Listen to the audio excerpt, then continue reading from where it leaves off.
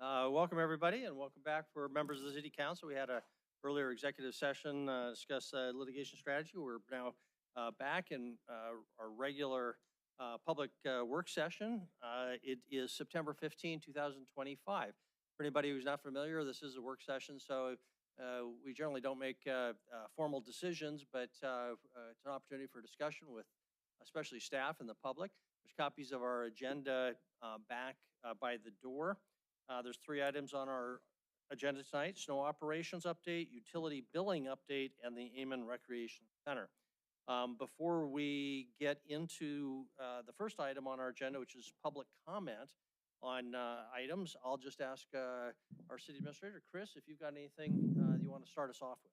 Yes, Mayor. So just wanted to report out on what we've been able to put together thus far relative to the incident at the Yellowstone Valley Animal Shelter and our animal control offices. So as you're aware, last Wednesday, September 10th, during a narcotics deconstruction burn at the animal control incinerator, smoke migrated into occupied shelter spaces despite standard lockout tagout. So we've got a specific protocol, that we follow to reduce risk of, basically my term, kind of backflow of smoke coming into the building.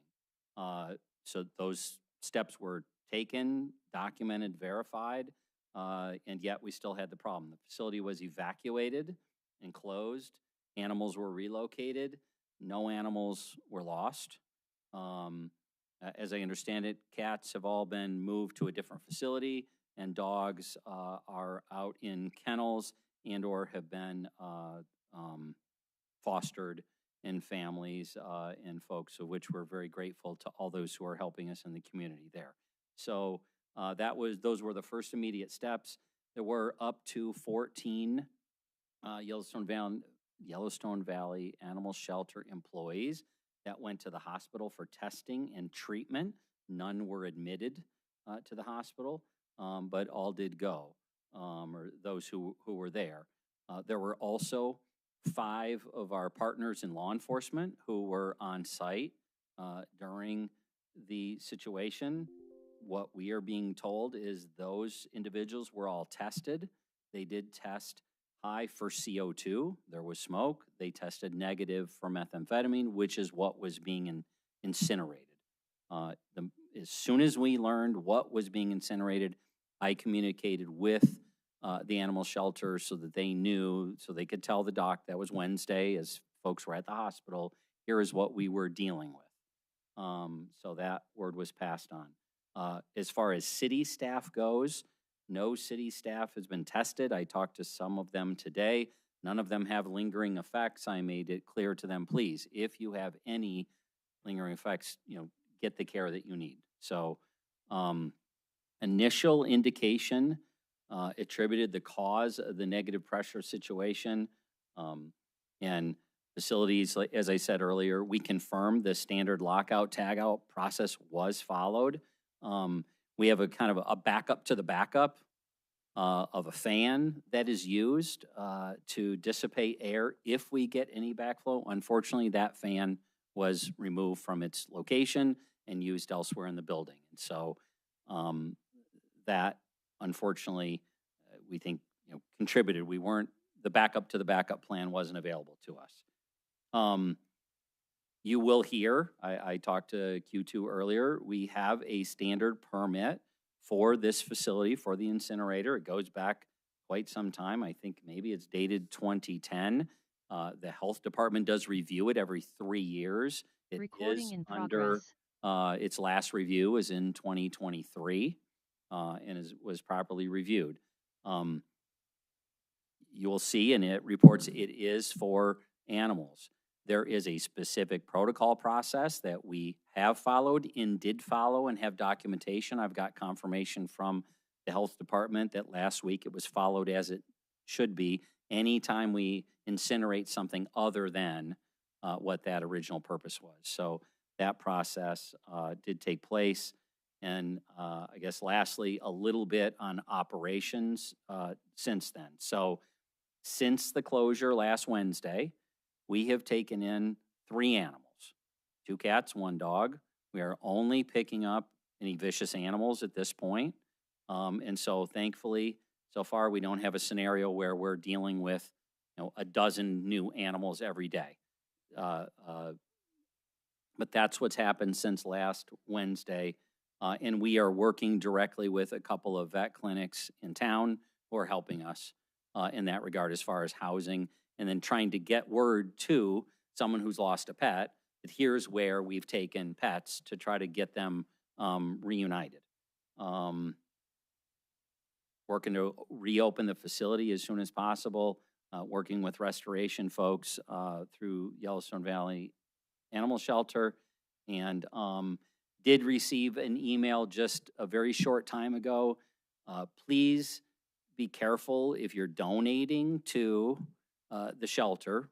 Thank you for donating to the shelter, but there was a report through PD that there's someone got a scam put together for to accept Venmo money for the shelter. So please appreciate your generosity and helping them and us, but be extra precautious that that donation takes place is the money is going to get to the needed place. Investigation continues. Spent a fair amount of today working on it. We will be doing that the next several days.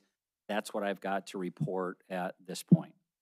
Thank you, Chris. Will there be another report probably in the weekly on Friday, you think? Absolutely. In fact, working on a written report for you to have as well that would include all these things plus more.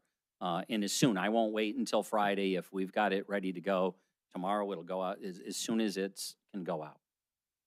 Excellent. Very good. Thank you very much. Councilmember Rowan? Mayor, I just had a couple of questions, if I could. Have we thought at all about, when you talk about the cleanup and restoration, who's going to bear that cost? Well, we did immediately report it to our insurance folks.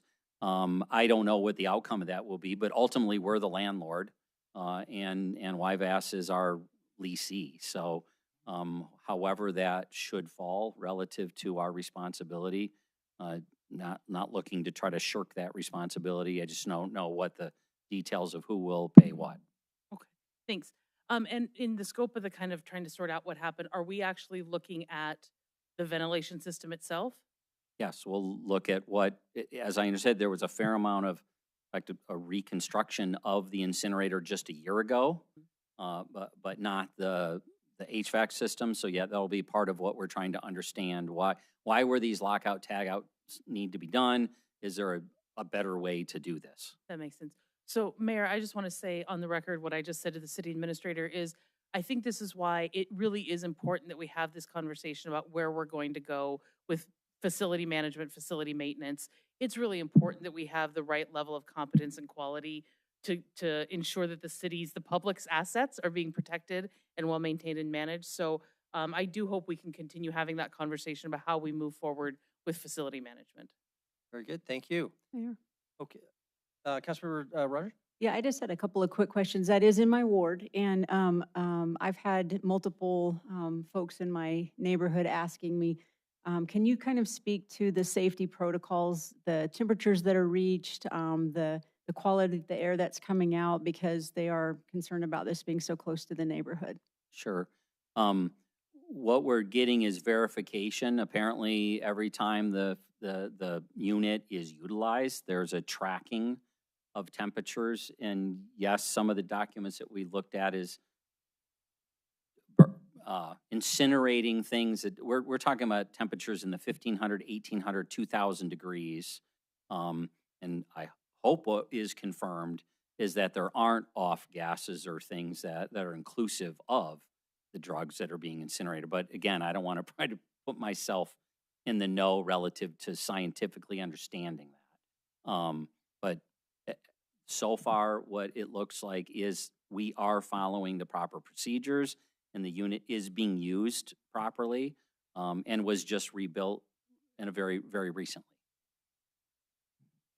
Okay. Very good. Thank you very much. If that's everything, we'll proceed on to public comment. This is opportunity for public comment on either items on our agenda or not on our agenda. If you would like to comment on something on our agenda, you've got to leave. Feel free to do it now, but if you can wait until there's been a presentation, your comments might be more informed. But if is there any public comment at this point? If so, please come to the podium. We just ask that you tell us your name and keep your comments to 3 minutes. Is there any public comment at this point? Again, there will be opportunity once we get into each of the items for another opportunity for public comment on those items. Go ahead.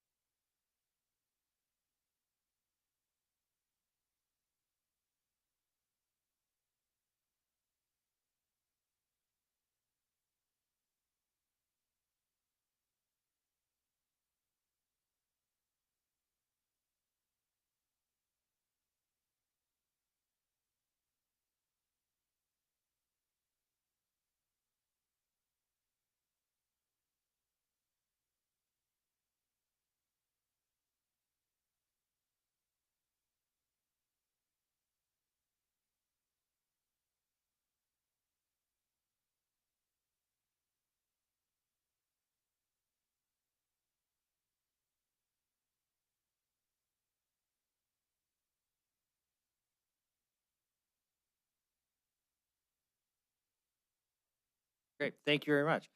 And Chris, I'll give you an opportunity to respond if there isn't any public comment if you would like, but we'll see if there's any other public comment.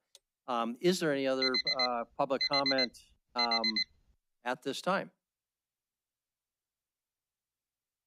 No, this is a time for public comment on anything that's either on our agenda or not on our agenda. And so that would be not on our agenda, so you're welcome to it.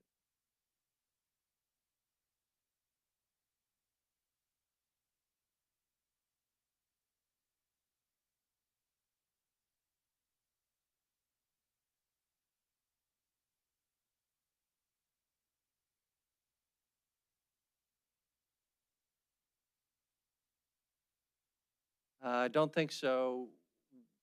We can hear you, but people watching on TV may not be able to. So speak loudly, put it that way.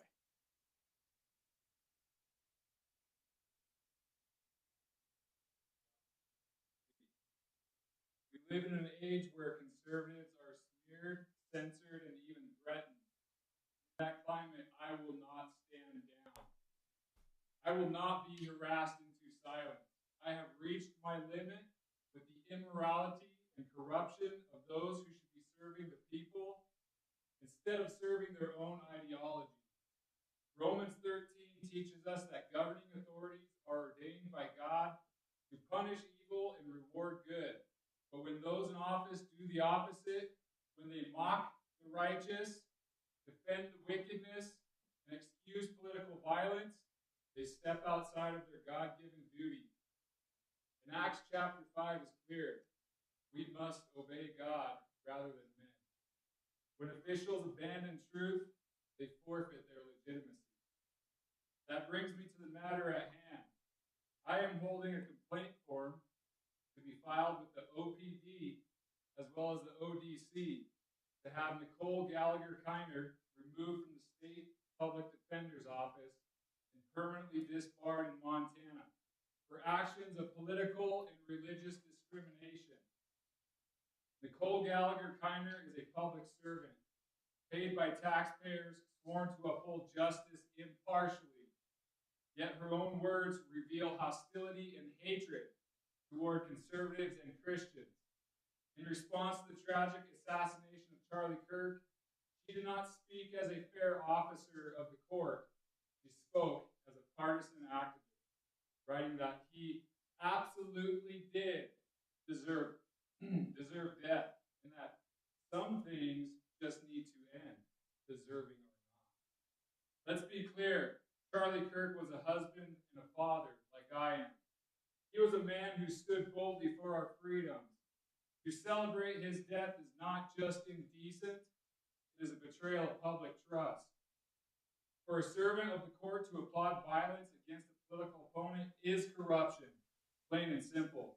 Nicole Gallagher Kiner, you are not called to mock the dead or to fuel hatred against citizens you are sworn to serve.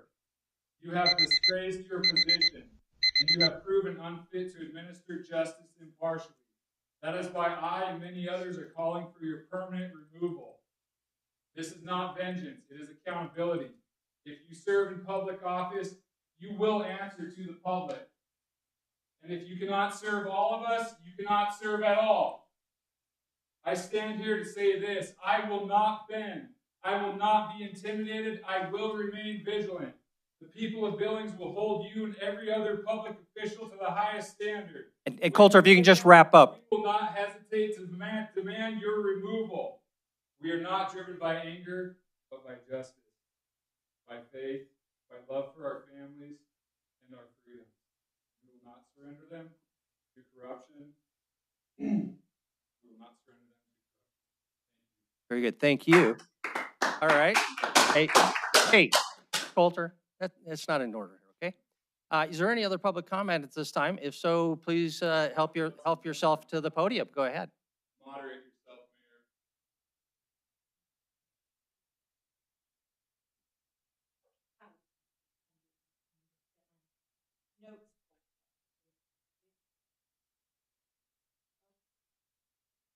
Hi, my name is Elise Swanbergen. I've been a citizen of Billings my entire life, and I'm just here to comment on the incinerator situation. I'm someone who's worked in veterinary medicine for a good chunk of my professional career, and so animals are very important to me. And not just animals, but the people who take care of them. It's a very underappreciated job in our society to take care of our pets. And I know I heard the comment about how protocol was followed and the backup of the backup failed and whatnot. I think my primary concern with how this happened was that, based on the statement from the director of the shelter, it doesn't sound like they were even informed that this is something that was happening on their site ever, or at least the extent of what was being disposed of on their site. It sounds like they were aware of evidence being disposed of, but it doesn't sound like they were aware of things like methamphetamines being included in the things that were being disposed of. So I know it's been commented on that perhaps another site will be built in the future or something along those lines. And I know they're getting a new building at some point in the far future. I know that's quite a ways out. But I think I think it's owed to the Yellowstone Valley Animal Shelter staff and to the animals that they care for to ensure between law enforcement and the shelter that they can work together to, properly be in the know about what's being done on their premises on a regular basis, and to ensure that, those routine checks are still happening and ideally prevent something like this from ever happening again. because it's, you know, really scary that the staff, it sounds like, didn't find out what they were exposed to until well after the fact, and they were already at the hospital being treated. So, yeah, I think that's just very important. And, you know, I want to shout out the staff for their quick thinking and acting that allowed them to get all of the animals and themselves out safely. And thanks to them, there wasn't, you know, any more dire outcomes or any, you know, longer exposure. So I appreciate your time and consideration. Thank you. Very good, thank you. Is there any other public comment? If so, please come to the podium. Any other public comment before we close the public comment period? Any other public comment? This is a public opportunity. No one is standing up, no one's coming forward, so we'll close the public comment period. Chris, there were a couple comments about the animal shelter. I don't know if you had anything you wanted to add to your earlier report. I don't have anything to add, but to tell you, I heard those, thank you, and will be in continued communication with you guys as to the situation as we progress and understanding exactly what's happened, what's the exposure, how do we fix it going forward. Okay, very good. That concludes the public comment period. Then we'll move on to the first item on our agenda, which is the snow operations update. Debbie, I think this is you and Derek, so it's all yours. Okay, thank you. So this is Councilmember Boyette's request that we come to talk about snow. He requested it last year, kind of when we were in the middle of hot and heavy snow season, and so we took some time to kind of go back and look at the season, see what we could do differently, do the same, all that sort of thing. And then we wanted to come back when it's a little bit more on everybody's mind. And in July, it didn't feel like it was on anybody's mind or during budget. So that's why we're here. We weren't explicitly told what you wanted to hear, so we kind of put together a generic or a general outline of all of our snow operations. I think your request was more focused on residential, so we do spend a little bit more time on the residential than the rest. But we're just going to go through our snow operations, and it's about 10 minutes. Derek's going to go ahead and go through that, then we can do questions. Derek.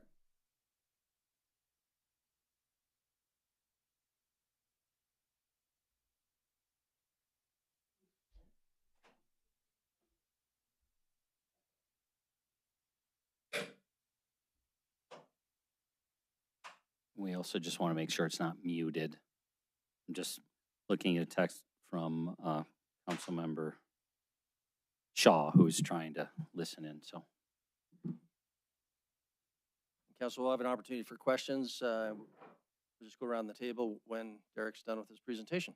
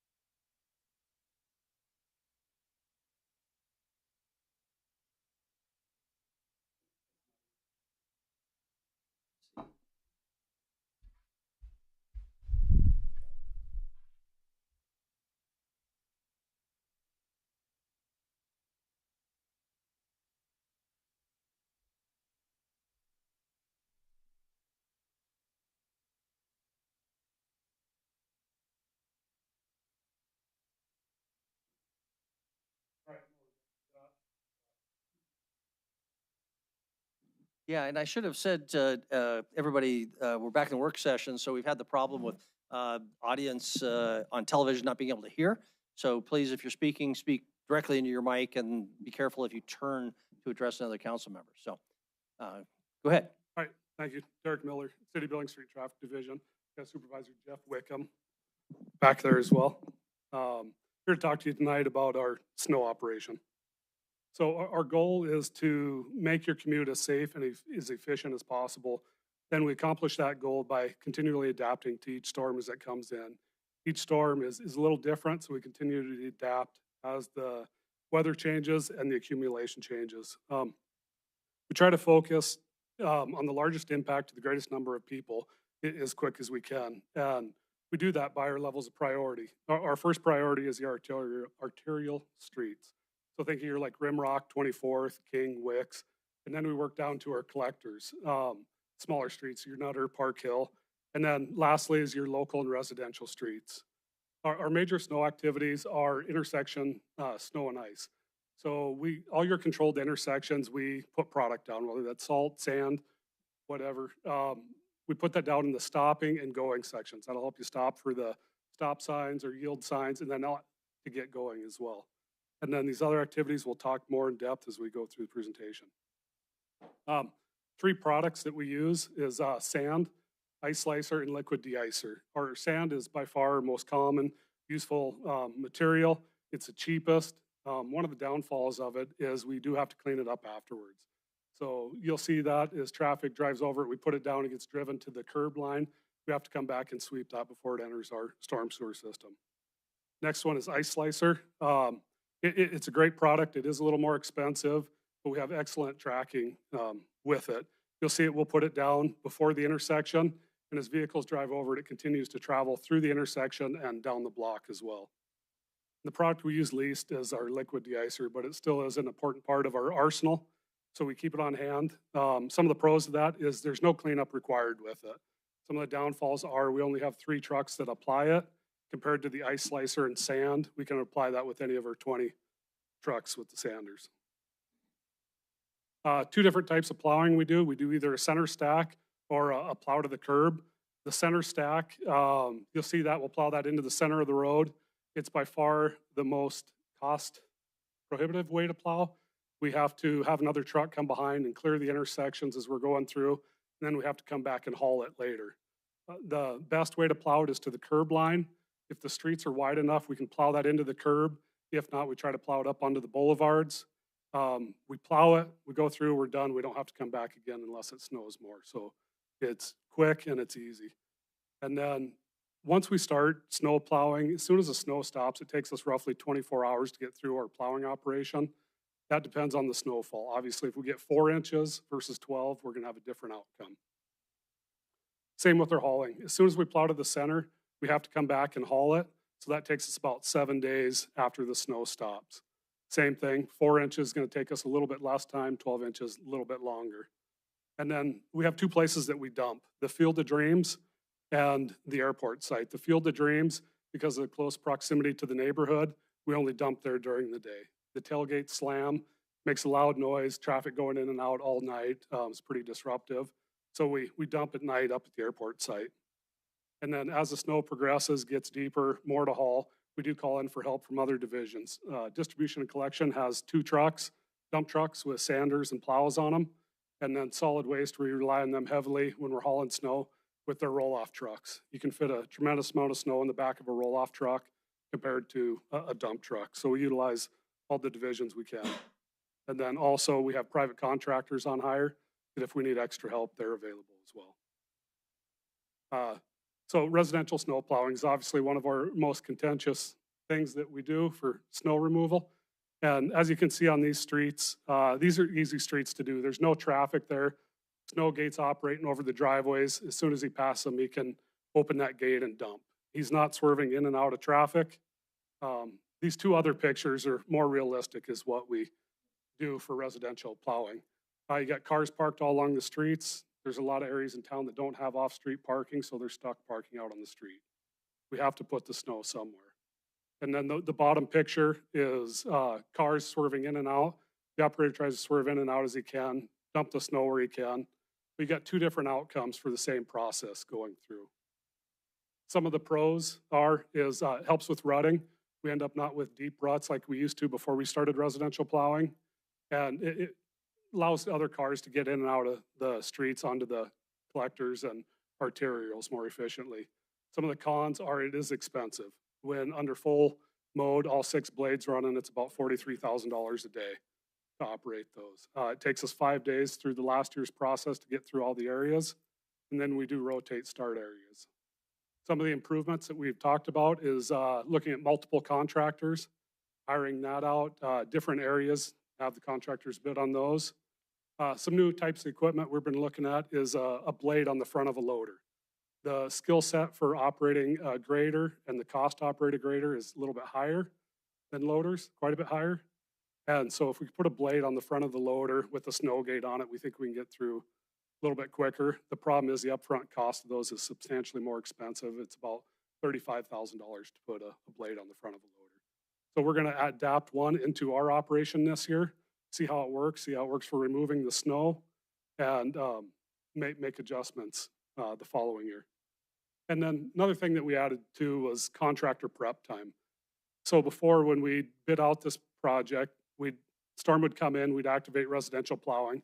The contractor would have to bring their blades in from out in the field, put the snow gates on, and then start plowing. So that took a substantial amount of time.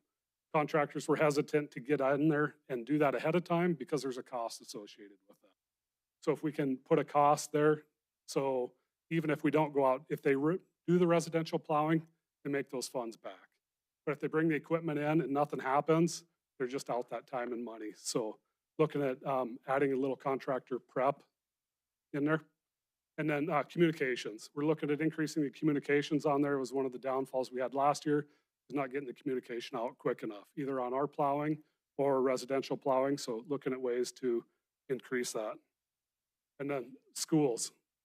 Schools were the other issue that we had. We've now incorporated all the schools into our plow routes that we have. So each of those schools will have at least one main street in front of their buildings plowed. It won't be hauled, but it will be plowed. So that'll allow the safety of dropping your kids off and picking them up from school. And then some of the other areas were time intensive compared to other ones was Skyway Drive. This year we put that in.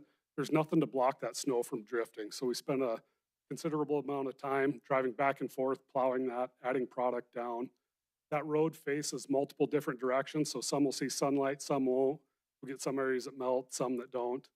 And so we literally have a truck while it's snowing that's driving Shiloh, Zimmerman, Skyway, turn around and go, and then going back to get product. So it just takes a lot of time. The other one is with the new downtown conversion, the protected bike lanes, the two ways. We used to get that done in one night, hauling downtown. We're thinking that it's going to take 2 nights now. Not 2 full nights, but we're going to have to get into that second night. Hauling that snow and material out of the protected bike lane, and then also with the two-way traffic. Before, if we piled the snow up in one lane, people could still get through, no issues. Now, if we block that lane off, cars can't get through. So we're gonna have to change our operation to hauling that snow a little bit differently than what we've been used to. Then multi-use trails. We have over 30 miles of multi-use trails that, while they may not rank as a priority of an arterial street, we still have to get out and plow those. And then crosswalks and center islands. If you think all your roundabouts, the bulb outs, the safe routes to schools, the center islands that we put in, now that those are put in, we have to go through and shovel each one of those as the snow lands in there. We plow, we get a little snow in there, the snow just comes down, we have to get out manually shovel those areas as well. And then drifting. So during the late winter, when temperatures start to drop a little bit, the snow gets light, the winds start blowing heavy, we get drifting in residential areas. And it's not uncommon for us to have 2 or 3 trucks that all they do is drive around those areas and plow.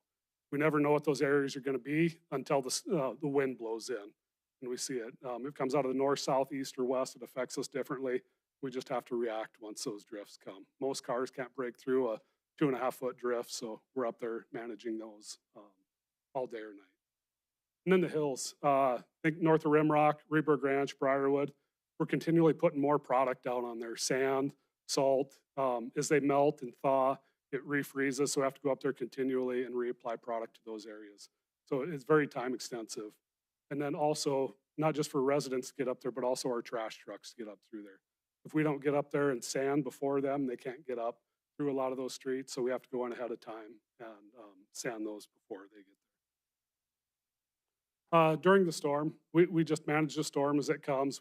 The supervisors, they've got over 100 years of experience, and so they just use their expertise to decide what material to use, what product ratios to use. We'd use the hot mix, where it's slicer and sand mixed together, a little bit cheaper to put out, but highly effective. And then activating residential plowing, residential Plowing obviously is expensive, so we wait, check the weather on that, see what accumulation we're expecting, and then what the weather is going to be afterwards, and make the decision on those. And then continued maintenance. As they're plowing, equipment moving, we have to replace cutting edges all throughout the storm. Even the snow blower there's got wear plates on it, so we have to replace those as we're going. And then the colder it gets, the more breakdowns and equipment failures we see. And then material. We have to continually order material as we go. Obviously, if our streets are bad, the highways and interstates are bad, so it takes longer time to get material in. So we continually strive to order a little bit more than what we need, so we're ahead of the game. And one of the things that we did was, that's why it's so important for us to add that remote storage up at the airport site. It increased our resiliency by about 30%. So under these big storms, when the interstates close down, we still have enough product to fight the storm and the snow that we're seeing in town. Cul-de-sacs. So when they do residential plowing, they plow the cul-de-sacs into the center. We end up with stacks and berms there. We have to go remove those. That's absolutely the last thing we do in our snow operation, unless we get another storm that comes in while we're done. We get that next storm that comes in to switch back over to a full plow operation. Takes us about 3 to 4 hours. And then sun's our friend. It starts melting the snow. We end up melting. We end up with frozen inlets, especially the old part of town. The inlets are less than a foot deep, so they freeze. So we have crews out there thawing those while we're still hauling the product. We're hauling the snow. That's all I've got for you. Very good. I'm sure there'll be some questions, so why don't we just, Councilman Gulick, you want to, unless Debbie had anything? I just wanted to add one thing. When we talk about projects, both whether it's Jen or I, we usually mention maintenance. It's really important because we're adding literally hundreds of pedestrian crossings. And like Derek talked about, this is all manual.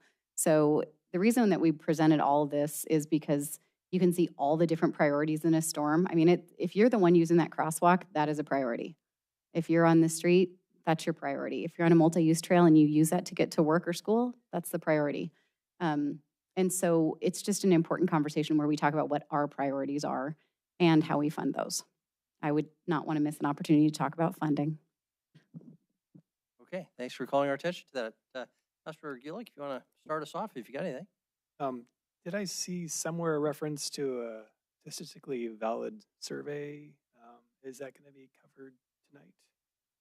Really, regarding residential plowing, is that what it is? Yeah, so I actually had that in my presentation and forgot. So about 80%, when we ran the survey, about 80% of the residents, maybe a little bit more, were in favor of the residential plowing. What was that number again? Sorry. 80%, little over 80%. And like I say, we'll get calls in on the same street. One person mad because we're wasting taxpayer dollars, and another single mom calling in because she can finally get her car out on the street and get to work. So it's highly contentious. Great, thank you. Thank you, Mayor. The reason I had called Debbie last year is I was out shoveling snow in a neighborhood, and there was 2 feet of snow in the driveway and 2 feet of snow on the sidewalk, and the neighbors were up in arms saying, well, I just shoveled the sidewalk. Why in the world do I have to go shovel it again? And then it froze and they couldn't move it.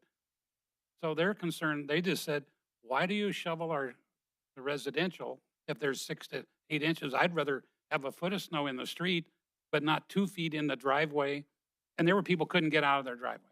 How do we, if we're going to do the residential, how do we stop the plowers from putting it in the driveway and on the same sidewalk that the person just shoveled, that they get it off the sidewalk? That's their bitch. Excuse my English, but that's their biggest complaint.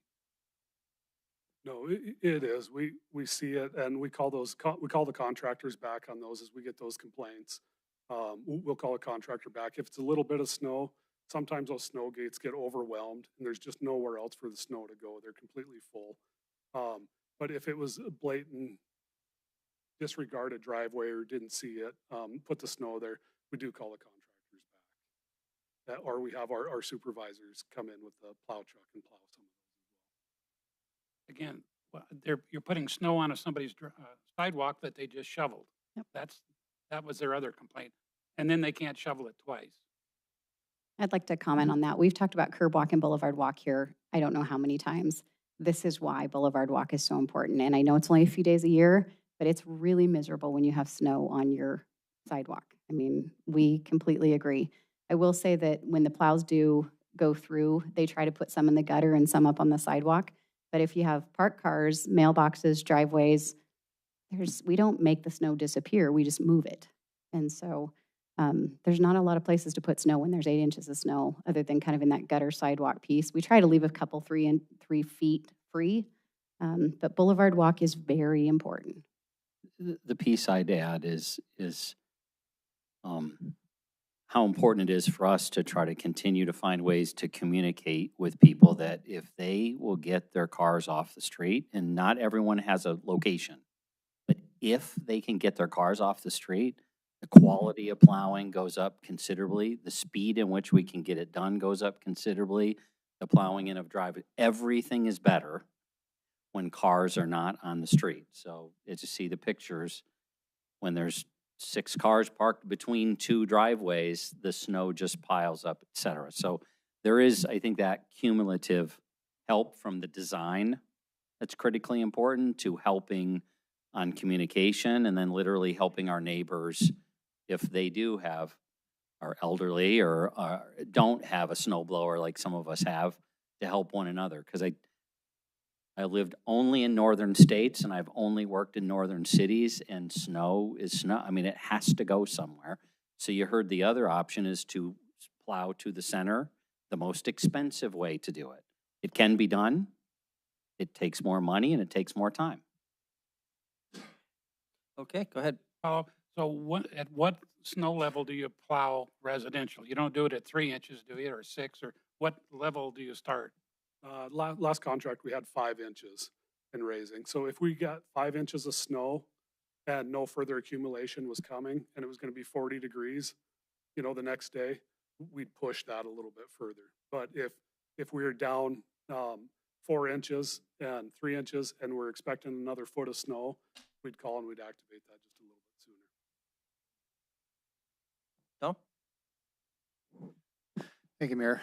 Debbie, can you remind me of how much money, I think it's like $450,000 we put into this plowing fund every year? Is that about right? That's really close, I So- think. so- Yeah. That's about $10 a year for the median house, if my memory serves right. is. So I've said before, the things that people complain about the most are actually the things that cost them the least. We see that with trash pickup too, right? For $14, we send trucks to your house every week, and they will take your trash away, and you don't have to deal with it. And this, for $10, we get our streets plowed. And just whereas 10 years ago or so, we never did, and then constantly complaining about the ruts and all that kind of stuff. So for a very economical amount, we're much better off now than we were. What is the challenge about going to $20? Like, if one of the biggest complaints is it takes a week, 10 days to get everything plowed, could we simply open up two contracts or whatever, and or get things done faster by charging $20 a year to do this? So we're trying to use multiple contractors this year. We don't think it will cost more, but we don't know yet. So talking to a lot of contractors, we're kind of getting a different view on how this works. I mean, do they have to charge more because they only mobilize in 2 days instead of having a whole week of work? But we are going to bid it with multiple contractors this year and see how that looks. Hopefully we can do it faster. Or if they have to go a little slower and be a little more conscious with the gates or that kind of stuff, it takes them a little longer, but I think that's it. If we pay more for something, we value it more.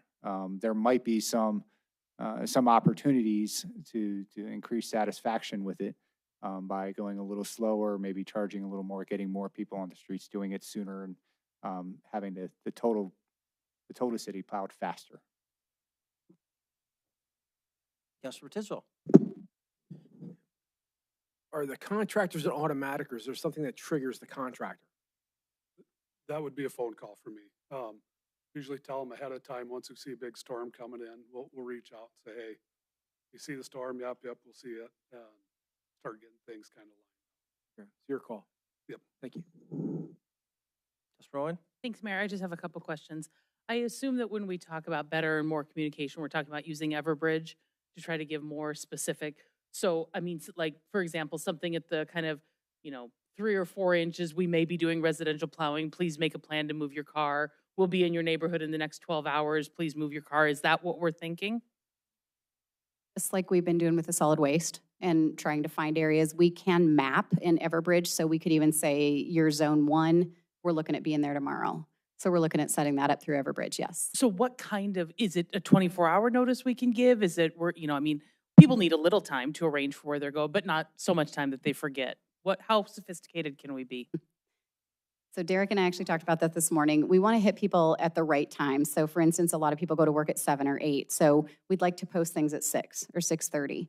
Every day is so different. The contractor really doesn't know how far they're going to get every day. Depends on how many cars are parked on the street. Literally, if you watch them, it's twice as fast if there's no cars versus if there's car, probably even more than that. So we will try to do it twice a day, 6 a.m., 6 p.m., something like that that works with people's schedules so they can figure out whether to put a car out or find a place for it. Okay. And then I agree with everything Councilmember Boyette said about sidewalks. It just frustrates the heck out of people.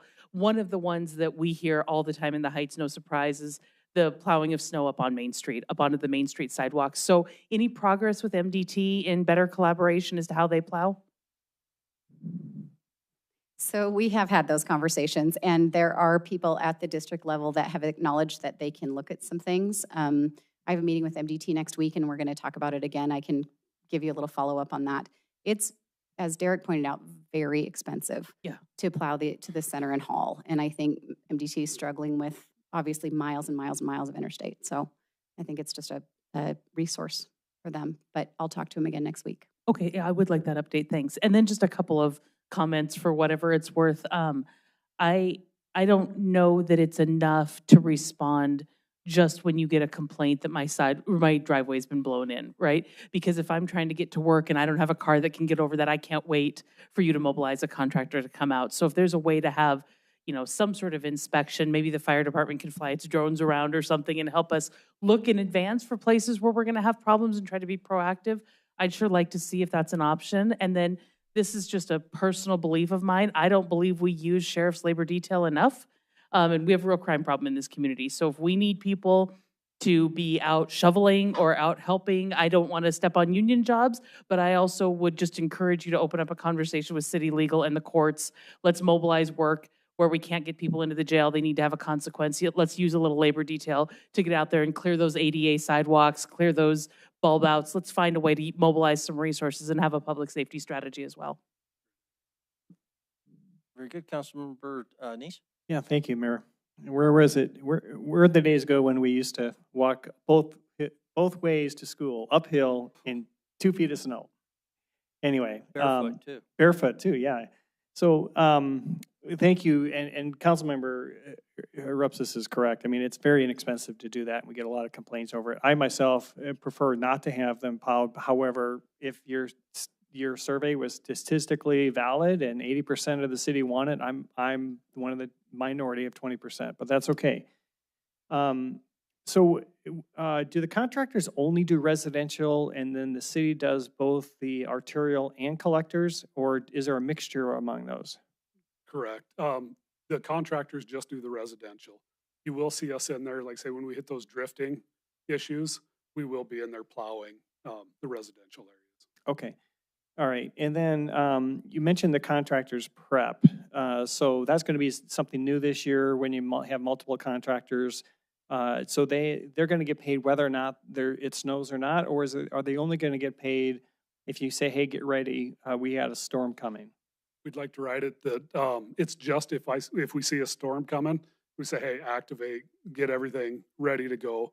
We'll call you when we want you to go out there. Okay, and then you call them, you let them know, and then by the way, they say, oh, we're calling you off, and they still get paid that, whatever that amount is. Correct. My hope would be that it'd just be a one time a year. Then if you took the snow gates off and went back to work, you'd put those on your own. Okay, so it's not a per storm, it's a per once a year event. Okay.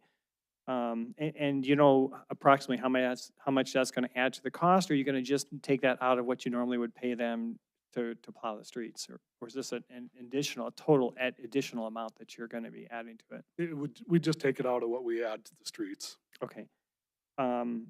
And Debbie, I'm glad you brought up about the cost of some of this. And actually, as far as the bulb outs, I had no idea when we do bulb outs, we have to manually do those. And so I don't know if there's a different way to do that, but it would be helpful to know when we're approving that type of stuff, what type of additional cost this is going to be to the city for maintenance and FTEs and stuff like that. Because if we do a lot of those bulb outs, which I think are great for slowing traffic down and provides safer crosswalks, it also is going to increase our cost quite a bit. So.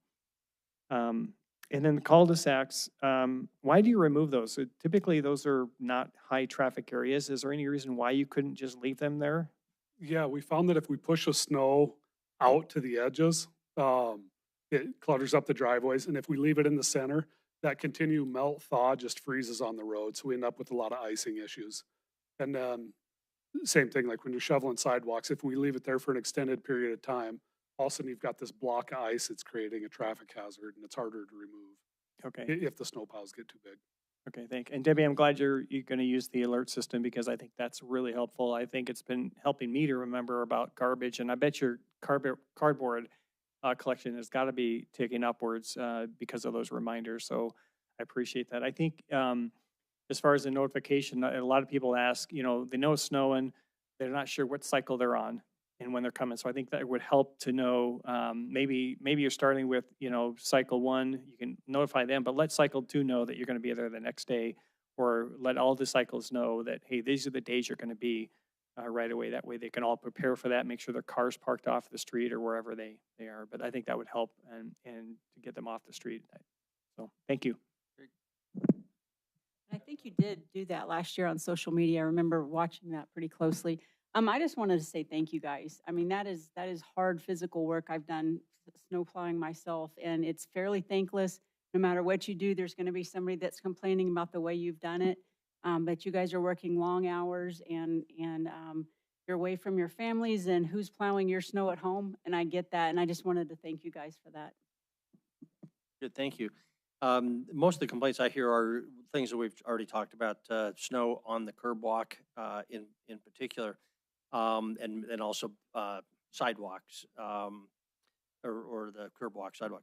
So I'm just wondering, what else can we do? Is there any other creative thinking? I agree with Councilor Rups's comment, even though it might cost a little bit more, it's already a very affordable service. So it'd be worth investing something potentially, but I don't know what that is. Specifically though, one question, if an entire block wanted to say, we prefer that you just not plow here.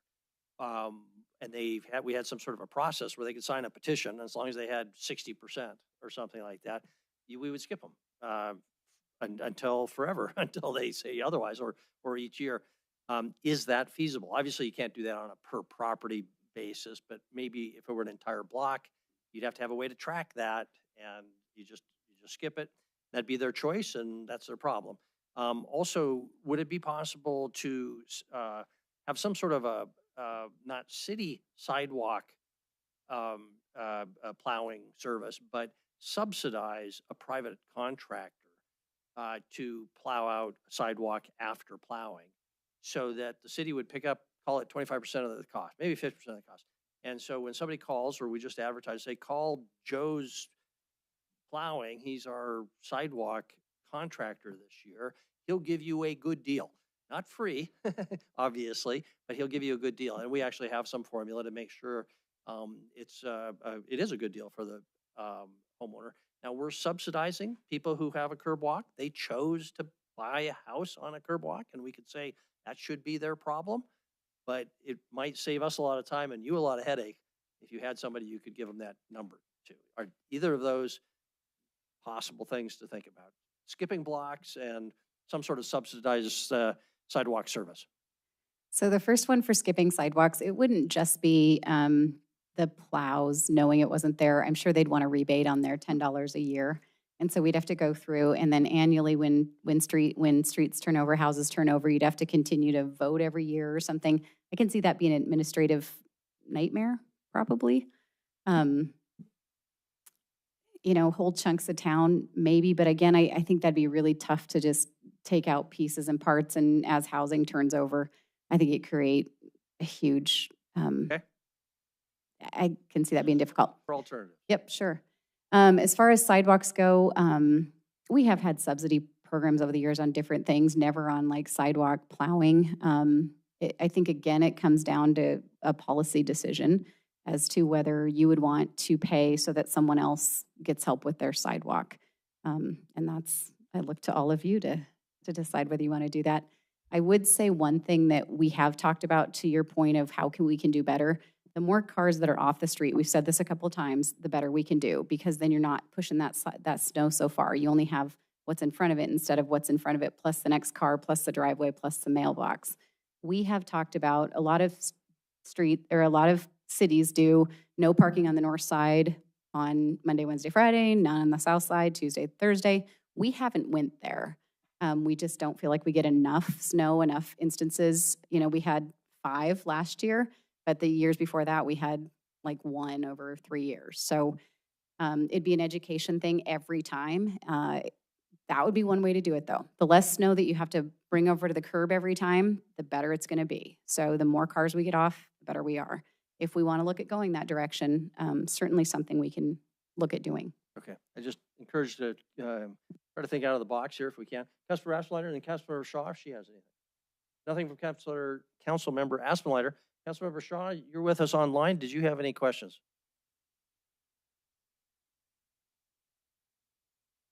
I think we actually, I Councilmember think we Shaw. lost her. She was having we were having sound issues. Okay. So All right. Then we'll come, Councilmember Boyette, anybody else on anything else I just before have we one last open up for thing. public comment? There's a lot of bus stops now that are dedicated. It's a dedicated bus stop on the curb. And I've seen people trying to get onto the bus either with a bicycle or a wheelchair, and it doesn't work. Can we make sure that whoever's plowing understands that there is a bus stop and try to do the best they can to keep the snow away from the sidewalk? I've seen that before, and it's ugly. Yeah, I can definitely relay that message. Councilor Renese? Thank you, Mayor. Debbie, you mentioned mailboxes, and I forgot to ask you about that. Are you dropping the gates for, like, as Councilmember Boyd said, for both bus stops and mailboxes? We try to, but if there's too many cars and the snow has to go somewhere, you choose a mailbox. Okay. And then Mayor, and Debbie, this was to you as well, Mayor, you were talking about what to do with curb walks. If we have a service that we're going to clear the sidewalk after we do a plow and it fills the sidewalk, is there a way to do the assessment where curb walk properties are assessed a little bit more to cover the cost to have to send someone there to clear out the sidewalk afterwards? Jennifer's doing the assessment, so I'm going to look at her to see if she. And while Jennifer's pulling, do we have any idea what percentage of the community is curb walk versus boulevard walk? We have that number. I don't have it off the top of my head, but I can email it to you tomorrow.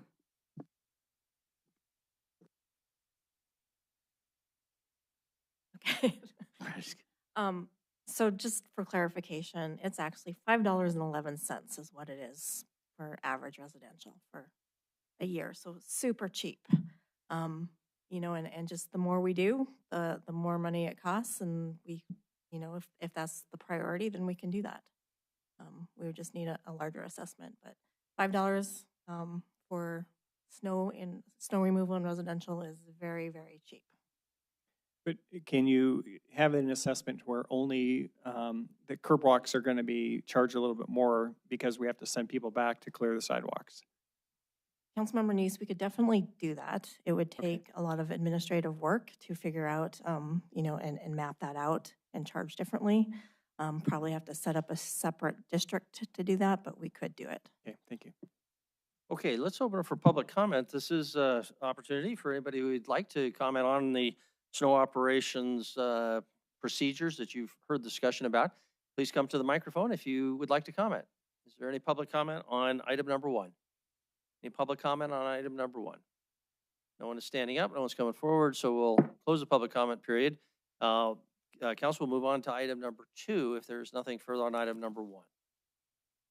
Don't see anything. Thank you, everybody. It's not going to snow this year, don't worry about it. Okay, item number 2 is our utility billing update. Back to Jennifer and Debbie. And starting with Chris? Yep. Chris? We'll start at this end. So council, hopefully, I know some of you have because we've had the conversations, but hopefully each of you have taken the opportunity to look at your utility bill and confirm the calculations. You have everything on that bill to calculate and determine that the total bill is in fact accurate. So now that that has gone through, everyone has those in their bills. We are asking tonight to be clear about a timeline to get back to late fees and shutoffs. Nowhere, including Billings, we don't like to shut anyone's water off. I will say the department and the organization has, I believe, an excellent reputation. My phone doesn't ring, yours doesn't, outside of the issues we've been dealing with. Our customer service folks for decades work with people to avoid and try to not have to have turnoffs. But I think we are facing a scenario after this past 14 months, 15 months, whatever it is, that some people are just flat making a financial decision not to pay their bills. And they're not going to, especially on some of the business sides of the equation, I think until they know that those consequences are coming back. And so that's what we're looking for tonight. I'm hoping we get confirmation that you've gotten a chance to look at yours and in fact do the math and verify, yes, everything is there, so I can, whether I tip into 3 tiers in my watering or 1 tier or 2 tiers, that those calculations work, what your solid waste and other components.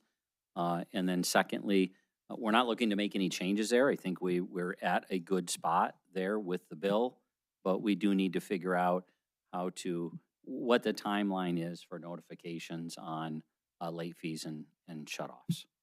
And then anything you would like, okay?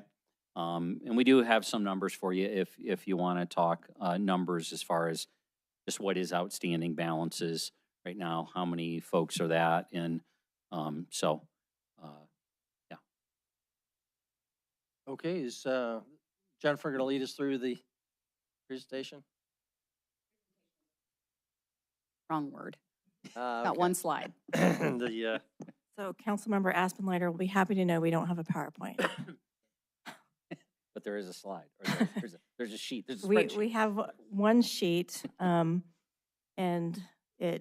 there's really 2 options that we're kind of looking at. One option is the soonest that we could actually do it by requiring that we have 2 months full notice messaging out there.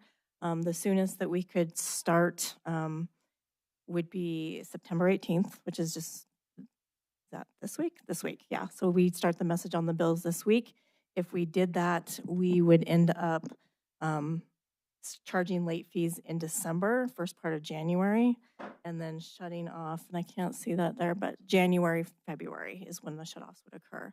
So if we wanted to push that so that we did not have to charge late fees right before Christmas, that's the second option. And so we would start messaging October 10th, do that for a couple months. Late fees would then be assessed in January, and then the shutoffs would not start until February this way. But we currently have about 4,400, I think, accounts that have that are past due. That's actually, it's right at 4,000. It's going down by about 300 to 400 every month. And the balance, though, of the dollars owed is not going down. So the same people that are not paying are continuing to not pay, so the balance grows, and the number of people who are delinquent shrinks, though.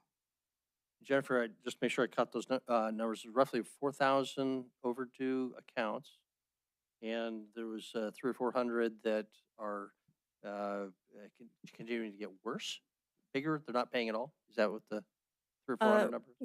We're collecting about 300 to 400 people a month are paying down their balances so that they don't have any past due. So that is shrinking. Our numbers of past due accounts are shrinking. The dollar amount is not. Okay, thank you.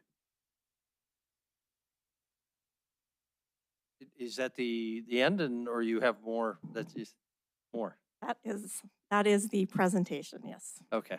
Let's do free-for-all. Councilmember Roches. Thank you, Mayor. Jennifer, so if you won't shut their water off if they call in and say, we need to get on a payment plan to pull this down, right? It's, or start, will late fees be assessed if they're on a payment plan?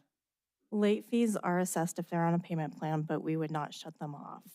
Okay, all right, very good. Well, I personally, I think we've been very generous and accommodating with this grace period.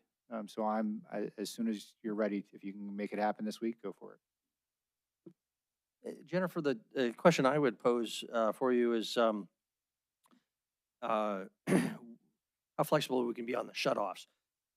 I'm all in favor of starting soon the notification process, whenever that would trigger the late fees. I think that provides extra incentive.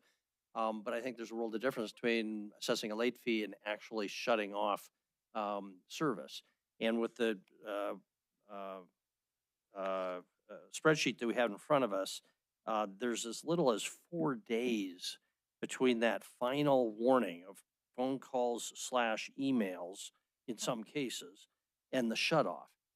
To me, that seems too abrupt. Is there a way to just go ahead and start the notification process, start the late fee assessment property, but just make extra sure that somebody has received a very clear written notice that we can prove? We need to have it, a really good paper trail of this, as well as maybe phone calls, even posting on the property, and keeping a good record of that to delay the shutoff until the absolute last resort. So Mayor, we cannot change the collection engine to do something differently unless we pay for that and then fix it later. So that would just be an extra cost that we would have to do to stop the shutoffs from happening, or it would basically threaten saying we're going to do this and then we don't, and then people never think that we're going to. We do send out a letter first, so the letter goes out, and then they also get another bill that shows that they're late. And then on this system, it does automated phone calls as well as automated emails. So they will get both, a phone call and an email if they have the contact information with us. And then we can use that staff time that used to have to manually call every customer that was delinquent to be trying to track down anybody that doesn't have current contact information on file. So we will do everything we can to avoid, we always do, to avoid as many shutoffs as possible. And of course, we will be doing a lot of outreach to get people on payment plans, which would stop any of the shutoffs from happening.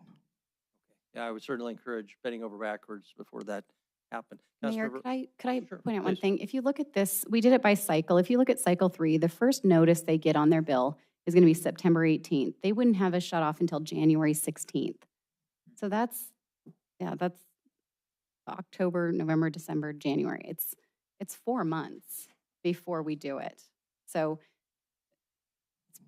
I think it's pretty lenient. Very good. Sure. Councilmember Owen, Councilmember Neese? I have a couple questions and then some thoughts. Is this, so let's look at, I don't care, cycle 3 under option 1. A bill would be due on December 2nd and shut off a month later. Is that consistent with current practice? Set all of this aside. If I miss one payment on my account, you're threatening to shut me off a month later? Councilmember Owen, Council, that is how we currently do it, or we did currently do it. We actually have 5 extra days built into this system than we did before. So we're shutting off 5 extra days, or 5 days later than we would have before. I don't think that's true. I don't think that's what you do now, because I've missed a payment, and I've never gotten a shut-off notice. So you have a bill, and then the second bill, if you don't pay the second bill, But that's not and you this. have a balance of greater than $100, then it is shut off. I've never gotten a shut-off notice. Well, So I'm concerned that we're doing something more punitive here, and I'd just like to understand that better. But let me just ask sort of a follow-up question similarly. So for a while I was on auto pay. I'm not anymore. I don't know why, but that's not neither here nor there. If you, let's say you're not on auto pay, obviously, because you have a balance loading up, but you get electronic bills, you don't get print bills. The notice I get in my email doesn't actually show the bill. I'd have to click a link, but I can click a pay now button and I would never see my bill. Ergo, I would never see any of these notices. Is that true for people who are getting electronic bills only and not on auto pay? Or is it just, do I get an abbreviated message because I'm on auto pay? So it is true of everyone. There is, I mean, if you don't want to look at your bill, you can pay without looking at your bill. So someone might never see this notice. That is correct. I mean, we will have to be sending out emails as well with the actual information about late fees and shutoffs, not just on the bill. Okay. So I'm going to just share my thoughts here. I think option one is too aggressive. I'm not on board with that. Option two concerns me because of the time of the year. It's the holidays. People are busy. They're not focused. So I would rather see a little bit more time built in here between cycle one getting, sort of 2 messages right during the holiday when they're not, attention is just elsewhere. It just is for a lot of people, for a lot of working families. They're busy with holidays.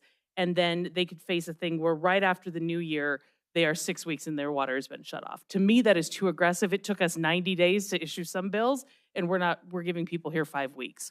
So I would like to see option two modified to build in a little bit of space. Based on the question, your answers to the mayor, I don't know where that space goes, but I would build some space in here because I think the unfortunate timing of where we're at in the year runs us right into the holiday season, runs us into a time of high financial stress for families. Even if they want to bring their accounts current, it might be a challenge. I don't disagree that some people are making a financial decision. I don't think everybody is. I think some people still are trying to figure out what to do, and I don't want to see a hardship during the holidays. So somewhere I would tentatively get on board with option two, but only if somewhere in there we build a little more space for people to make decisions and get a strategy in place that isn't while they're trying to do all the holidays. Councilor Neese, Councilor Ashenleiter? Thank you, Mayor. Can you start option one on commercial and then go to option two on residential? Is that a possibility? We can manually start. I mean, we have already started calling our commercial customers, so we can manually do that. You can't change the computer system to do separate things So for the system commercial. doesn't differentiate between residential, commercial. You can say, okay, apply this to these accounts and not to those accounts. It is one set of rules, yes. Okay. Well, I think we've given quite a bit of time already. I'm all for starting this as soon as we can. I think there is going to be a concern over a lot of fallout of, we're the big bad city charging late fees, around Christmas time. And then of course the credit card bills come on, 1st of January, and now they're not able to afford them. So we're kind of in a tough spot again. But I am all for starting these if we can come up with what would be the most easiest way to move into it. But I agree. I looked at my bill. By the way, thank you. The information's there. People should be able to calculate the bills.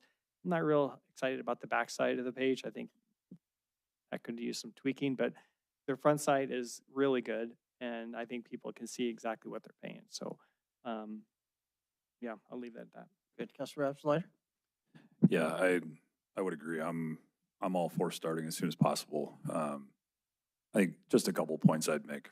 First of all, we're in this situation on timing because of us, not because of staff, because we've punted this. Staff has asked to bring this back all the way back into the summer, and we didn't want it, and we weren't ready to talk about it yet.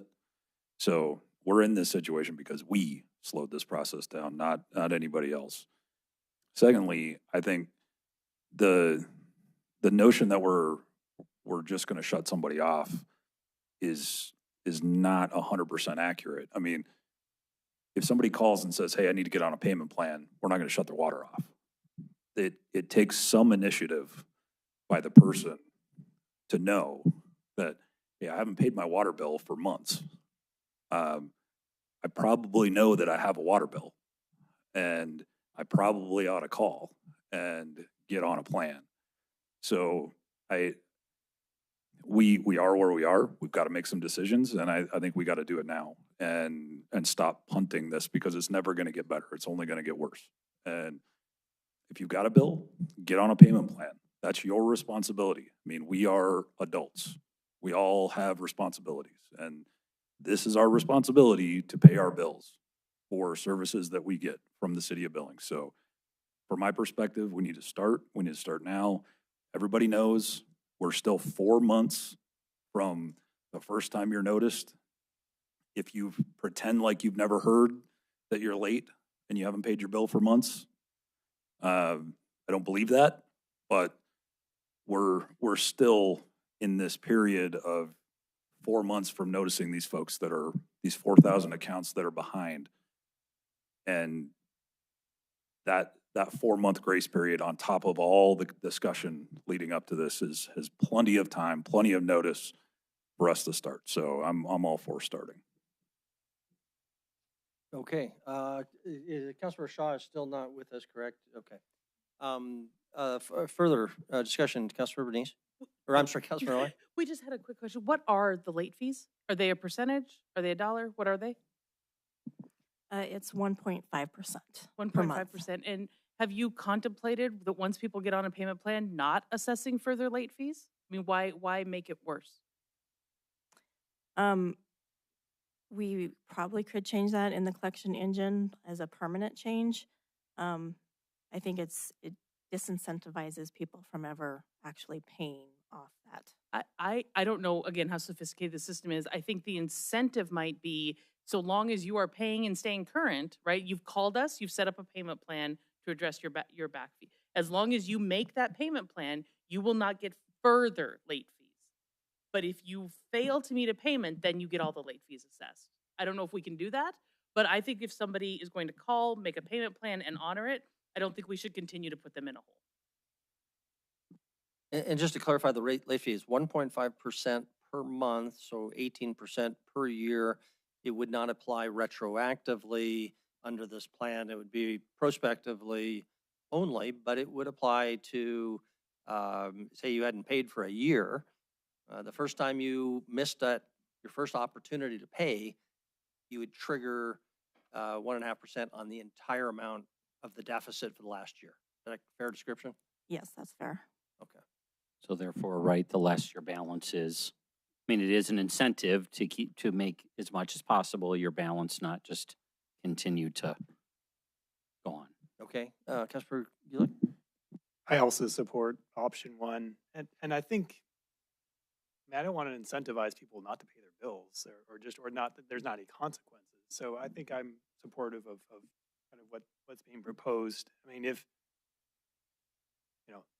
the rest of the people who are paying their bills are basically supporting the system and paying for the water right now that goes to people if they don't ever pay for it. So, it just seems like that's what's fair would be for them to have what's being proposed and incentivizing again, pay your bills. So I think option one sounds good to me. Councilmember Bernice? Thank you, Mayor. Jennifer, if we go with option one and we move forward and someone calls in and they're going to, set up an arrangement, a couple of questions I have about this. First of all, I mean, the city is not in the business to just shut everyone down and, charge a bunch of late fees. They want to get people caught up, so they're going to work with them the best they can to get them caught up. So I trust that our employees are doing a good job to, keep them in service and working towards it. And they're not going to probably accept a 2-year payment plan on someone, I would think. I'm sure there's some internal policies of how long they can go out. Maybe you can expound on that. But I think my concern is, I agree with Ed, I don't think you want to incentivize someone to find out. Because I could see it's like, yeah, that's, if I'm not going to charge a late charge, it's free money. I'll pay my, $5,000 bill in over 2 years. So I think we need to do it. But I think, doesn't the staff have some grace in what they can and can't do? I mean, if they're having a difficult time making their payments, your staff have the ability to waive late fees and things like that? Councilmember Neese, they don't have the ability to waive late fees, but they do have some ability to extend the payment plans. So we try to collect the balance over 3 months. That's kind of the standard. Okay. But even on the former system, we we'd go out further. If somebody, say, had a leak and they had a large balance, we would go out 6 months and always give them grace for that. And then we've talked about on this, you know, it's been a long time. It was several months that we were getting caught up in billing. So if we need to extend that out a year and they get paid, you know, they can pay a little bit extra every month for a year, we will do that too. Okay, all right. Yeah, I think option one is probably the way to go and allow the staff to kind of treat each account as they need to and get us caught up. If I can try to draw us to some sort of a conclusion here so we can move on to our next item. I'm hearing probably what's a majority in favor of get this started, option one. Some concerns, especially by myself, Councilmember Owen, about what the shut-off process would look like. I'm a little concerned that September 18th is 3 days from now. And these notices probably require a fair amount of detail in this explanation. Maybe you've already drafted that. It worked out really well when Public Works gave us a sample of the bill, for example, and we could kind of look and make sure we understood it, add some things, subtract some things, and that was a very good collaborative process. In a perfect world, we would also see these notices before, so we kind of know what it is that we're approving. Is that a possibility for you to send us copies of these things? You need an answer tonight. I guess it does. It doesn't seem like a short delay costs the city much. Really, we're you know, it's the value of our money of getting paid an extra week or two earlier, maybe. But is there any way to see these notices, or I'm not sure we know exactly what it is that we're approving tonight, even if we go with option one? Or is this just kind of a done deal and you're going to do it and there really isn't anything for us to look at? So Mayor and Council, I'm not sure if we have that online, but we have an entire communication plan too. So besides the message on the bills and emails that would go out to people, there would be press releases, et cetera, you know, Facebook posts, social media. So we could definitely send to council to make sure that you knew what was going out and when as we were doing it.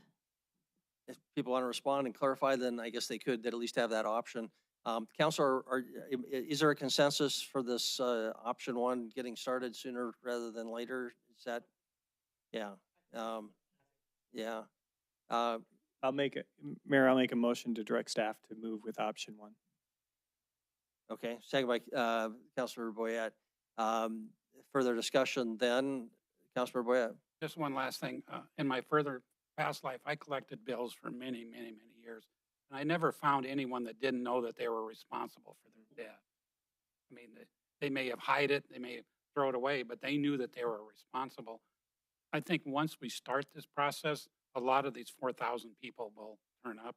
And that's why my comment was, can you come back in a month or two and say, before the shutoffs happen, that this is what's happened as a result of the notices, that maybe 1,000 or 2,000 or 3,000 have paid, and we're down to just a group, then we make another decision at that point. But I think we should move on sooner than later, yes. Okay, so continue to monitor the process in as much detail as possible. Councilmember Nace? Mayor, I think just getting the staff, as Councilmember Aspenlander stated, we delayed this quite a bit, and there's no good time to start it, but let's just get it started and get it done. And I trust our staff. Again, I was in collections as well. I don't think I want to see the language unless I got a past due notice, because I trust that what they're going to present to them is accurate, right, and because they've done it for years. So I think we should just move forward with this and get it going as soon as we can. Thank you. Okay, are we ready to have a vote? Okay, is the motion clear enough? Move ahead with option one. If in favor of the motion, please say aye. Aye.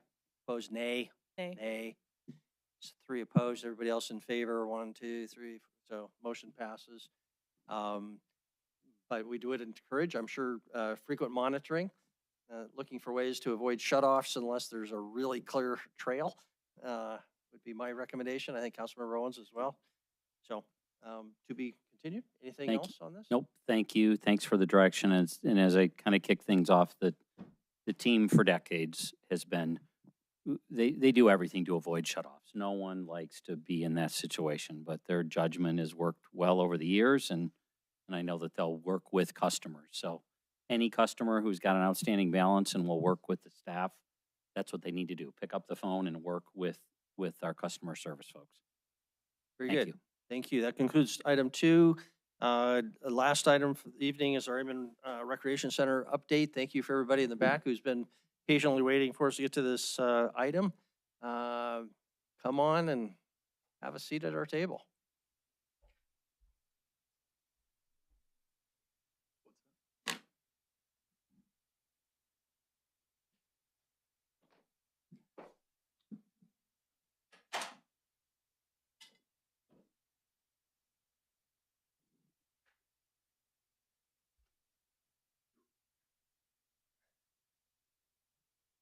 This works pretty well.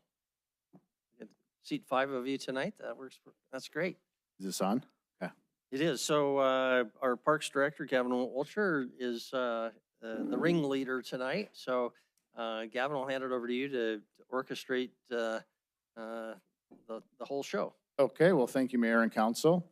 The last time that we were here speaking of this was April 21st. So tonight, we're going to try something a little differently, where it's not just the Parks Department speaking to council, it's the Parks Department and the ARC Operations Subcommittee speaking to council, and council speaking to council. So a lot of different iterations. One thing that I heard very, very clearly on the 21st was the want, the encouragement to include council in this conversation. What that looked like on the 21st, I had no idea, to be honest. Ultimately, what that came to was having all of you decide amongst each other in your wards who would represent that ward on this committee. So from the 5 of you that were selected amongst each other to be part of this committee, the city administrator, the assistant city administrator, myself, and our park superintendent, Corey Thompson, made up that committee. The memo that I provided to all of you, I tried to distill 8 meetings or about 22 hours worth of conversation into 2.5 pages. So I don't know if I nailed it or if I didn't, but I hope that one thing that came out very, very clearly is that a lot of robust conversation has occurred. So at this time, having all of you read the memo, having most of us in those conversations, there's probably a lot of questions. How do we get to where we are?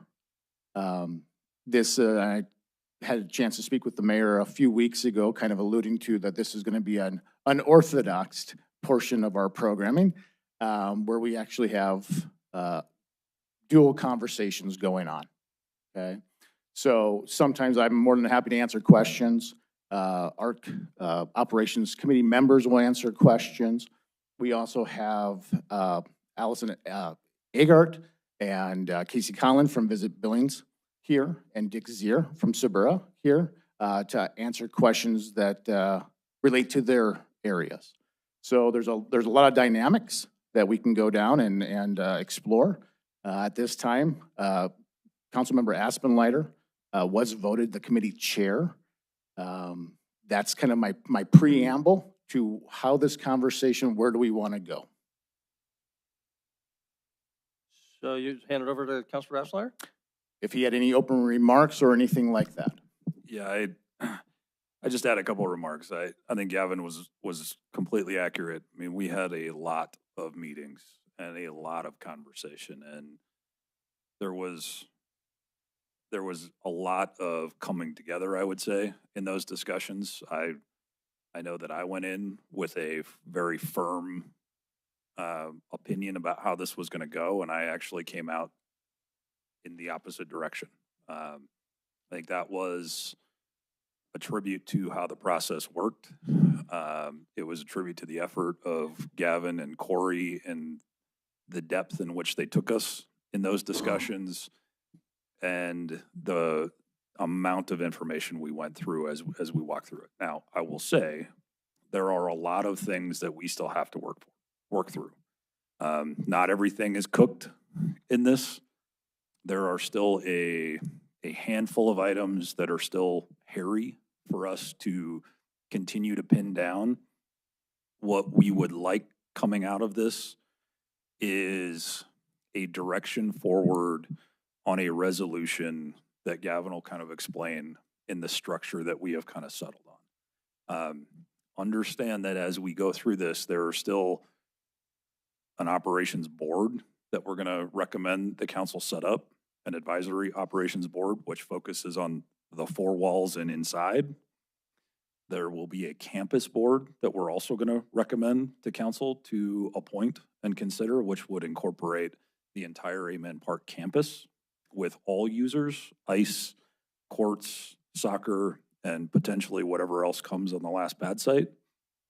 And those conversations are going to continue to develop. What we have put together to this point, I think, is the framework for how this will work, with more details to continue to get ironed out around operational budget, around naming rights, and outside funding like that. We still have to figure out what the frequency is of the follow-up on this operations subcommittee. And then you'll have a little better sense of what we talked about in depth as to the resolution, to build in some confidence, some backstops, and some checkpoints in this process following this recommendation that Gavin's going to walk through with you. So I think a lot of your questions are going to be answered. There are some that are still to be worked out, and that's okay from my perspective at this stage. But we are headed in the right direction from my perspective, and have gotten a lot accomplished in a short 4 or 5 months. So I'll hand it over to Gavin to kind of run through that. Okay. So one of the big questions was the exploration of the modalities of different operations. So you had private, you had public-private, you had just public. We had a lot of conversations, both in the committee and with myself and some of you, about the pro forma as a whole. Okay. And the pro forma, the night on the 21st, I will admit, left a lot to be desired in the way of explanation. Okay. One thing that we did do is we invited Johnson Consulting back to a meeting and had them kind of run through, give us more granular information. One thing to note of this facility is that it is a 4 courts or 8 mini courts facility. It is not designed to hold national tournaments or to attract national tournaments. It is designed for the regional and local, both tournaments and events as a whole. Because of that, one thing that Johnson Consulting's talked about, when you have a third party running that does not do national tournaments, their margins, profits, however you want to describe it, they don't want to sacrifice that. In 2 different examples that I mentioned in the memo, one in Wisconsin, one in Texas, different instances, but both same outcomes, where those privately ran facilities reverted back to local control. Now, one was to more of a sports authority, that's Wisconsin. The other went back to the Greenville Parks and Recreation Department after 3 years. In both cases, because profits could not be maximized, you had services and or the facility itself degrade in some capacity, okay? Now, that's not a perfect apples to apples comparison. What we have currently being built, and it just went vertical today, I just want to plug that, is essentially a field house. We do not have a fitness component. We do not have an aquatics component. I know that there have been questions about Great Falls and their facility. Very vastly different facilities, okay? To that point, having a third party, Johnson Consulting had said to us there would not be the profits that would attract that national consultant. okay, the bigger consultant. Additionally, one thing that they stress to us, having a tournament level facility are usually in places that are natural draws for tourism, family vacations. I'm not saying Billings is not a tourist destination by any means, okay? But those that were stressed were in Florida, South Carolina. They were in the beaches area, okay? We obviously don't have the beaches, okay? So from that, we started thinking about the public-private modality. A couple different things came up with that right away. Technology and security, would they be on the city system? Would this be an independent system? That was one conversation. Second is, okay, if we operate it Monday through Thursday, and just for simplicity's sake, they run it from Friday through Sunday, what do we do with the concession inventory? Who gets what? How is it supplied? Things of this nature. After some preliminary conversations about that model, we kind of figured it's kind of too restrictive for both parties, which led us to the public model. Taking all into what I just said, the aforementioned examples of Wisconsin and Texas, further conversations with Johnson Consulting, the committee landed on having us run the rec center for 3 years. Now, this does not mean it's a green light, blank check, everything goes. No. One thing that I am in full agreement is the 3 years lines up with the $500,000 commitment from TBID. Number two is this. In the resolution that we would put forth to this body, there would be 2 different standards or metrics that would need to be achieved, and if not, would trigger in that 3rd year this department going out for an RFP to seek different management of that facility. The 2 metrics, one would be performance-based, one would be financial-based. Now, admittedly, at this time, we don't know what those metrics look like yet. The committee is in conversation about that, okay? It is my opinion, it is my professional opinion that based off of the conversations we've had, the exploration of the modalities that we have conducted, the committee has chosen the right path forward. There are options down the road if this doesn't pan out. One thing that the pro forma, in my opinion, grossly neglected, a great blind spot, is it had 0 recreation programming in that facility at all. It was tournaments, it was court rentals, and that was it. That's great. Those 2 things should be major constants in this equation. But that left a lot of hours in the day for what? And that was never answered in the pro forma. Now, I have asked that question from Johnson Consulting. I never really got an answer back about that. I think what it has kind of come down to is that's kind of a wild card that they were not prepared for in any sense, okay? Questions up to this point, sorry. And Gavin, I think one thing I would also note, and anybody else from the committee can comment on this. I mean, we spent an entire 2-hour meeting talking about how we would put up RFP together. You know, if we were going to go down this third-party operation, like what does an RFP look like? How do we write that? How using, you know, the city's models and process and procurement, how would we write it? And when we got to that point, in 2 hours, we struggled to come up with the core of how somebody would successfully respond to an RFP, or how we would put the pertinent information even together for what we expect this facility to operate. I mean, one thing about putting out an RFP is you have to outline what the expectations are for the third-party operator or the third party that's looking to operate and run the facility. The reality is, through this process and through the design process and the Johnson component, I don't think we ever really truly got a line of sight or a recommendation from any of those consultants, the design consultants, about how this facility could or would or should operate with a Parks and Rec component for our rec programming and then for-profit monetary events, court rentals, tournaments, et cetera.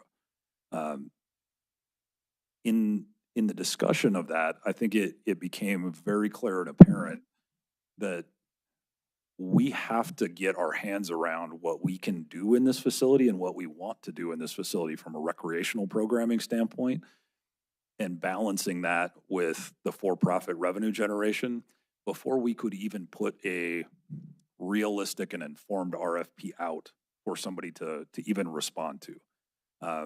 This is one of those garbage in, garbage out exercises from my perspective. And I think that was a real eye-opener for me. I mean, I admittedly came into this process in April saying there is no way in hell that the Parks Department is ever going to run this facility. And in going through those processes, and in that meeting in particular, where we talked about how do we even structure an RFP, it was an eye-opener to me that we don't have a good, clear expectation about how this thing should be run to even ask a third-party operator to run it. And in large part, it's because of the rec component. It's because of how we want to make sure that this facility is still open to kids, open to the public, and how we expect the taxpayer to be able to use it and access it. And I think that, combined with the T-Bid's commitment for 3 years, sparked a whole different level of conversation about maybe this is the appropriate approach for us to figure out how we want this thing to function and to see if the city can actually make it function the way that we want it to function. And if in the process of developing how we operate it and how we get it to balance that public access versus for-profit revenue generation, we can't find a balance for that, then we build out in this resolution that you're going to start to see and we're going to talk about that there are triggers for us to kick it out for a third party. But this, from the committee's perspective, while we have this 3-year runway with the T-Bid coming in and helping subsidize operations, it was the best approach, in the committee's opinion, to use that runway to figure out an operational plan and a balance between those things and to develop what an RFP could even look like if we can't operate it on our own. Back to Gavin. So, If I could just say, and one more thing, and Councilmember Asmleiter can correct me. You mentioned also for profit, but of course that's also benefiting our community, not only for the hoteliers but it's going to be our residents who are in these tournaments and their kids, and so our parents aren't having to drive them out of state to go to these kinds of tournaments as well. So just making sure that the citizens listening here, when we're talking for profit, these are tournaments that are going to help to operate the facility, but it's helping the whole community in all other ways as well. Yeah, I would say during that conversation that you were talking about, that long 2 hours, I think I was the one that really would like to have seen an RFQ go out, but I recognize the time it takes to get one of those out, get the information back, process it. And I think this is a good, acceptable compromise to go. And I think the time frame is 2 years, but 3 years, but 2 years of to really start taking a look at it. Yep. So that we can see how it's doing for the city, how it's doing for T-Bid, the hoteliers, really what kind of uses being held there. We may find it's the wedding event of the century. I don't know. I mean, it's a really big facility, so you can have big weddings. Anyway, so I think it was very difficult to try to come up with how do we do it. I mean, I still would have liked to have seen an RFQ go out because that's just for requests for information, or I'm sorry, RFI, excuse me, RFI, not RFQ, RFI, so we can get information and ideas from other people who they may have a good way to utilize this facility that we haven't thought about. But that can be done at another time, I think, if we find these matrix are not working. Because what I feel is if the Parks Department, which we've got a really good leader now in it, if the Parks Department can maintain this with the help of the T-bid for those 3 years, and I would expect we may need afterwards, because one of the key metrics I would like to see is there's not a, and I'm kind of going a little ahead of myself here, but would be to ensure that there's not cost to the general taxpayer to operate the facility. And I think that's a fairly general agreement amongst the committee. And so if that's going to be one of the key metrics, we got to make sure that that the Parks Department has a process in place, and that's where I think this board we're going to develop and have there, so that when Gavin isn't now the Parks Director, that whoever the next person is can carry on the structure that we're developing now to ensure that it continues on. So I think it's worth the process to go through this, but it will be up to the council, I believe. You know, some of us are going to be gone by that time, to make sure that we hold the Parks Department to that. And so those of you who will still be around, make sure that's what we need to do. So thank you. Okay, go ahead, Kevin. Anything else, Kevin?